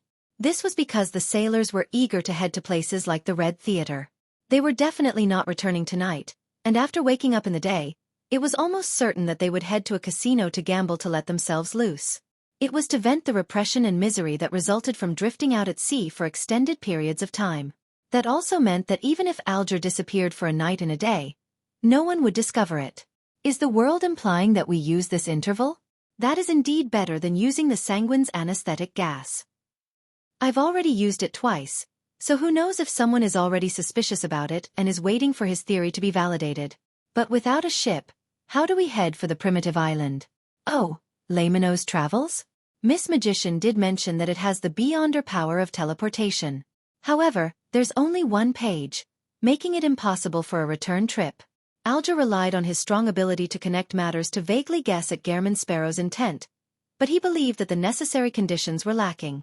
With these doubts in mind, he found his contact with the Resistance and replenished his storm charms that were made with tin. When it was 11 at night, Alger secretly left his inn and headed out of the city under the shadows. He wasn't worried that the sailors would discover his disappearance because he too had physical needs. It was possible that he was sleeping in a lady's bed in the Red Theater and was unwilling to return. And there were many such brothels in Byam, with many prostitutes in existence. It was impossible to say that there was something wrong with him because he wasn't at the Red Theater.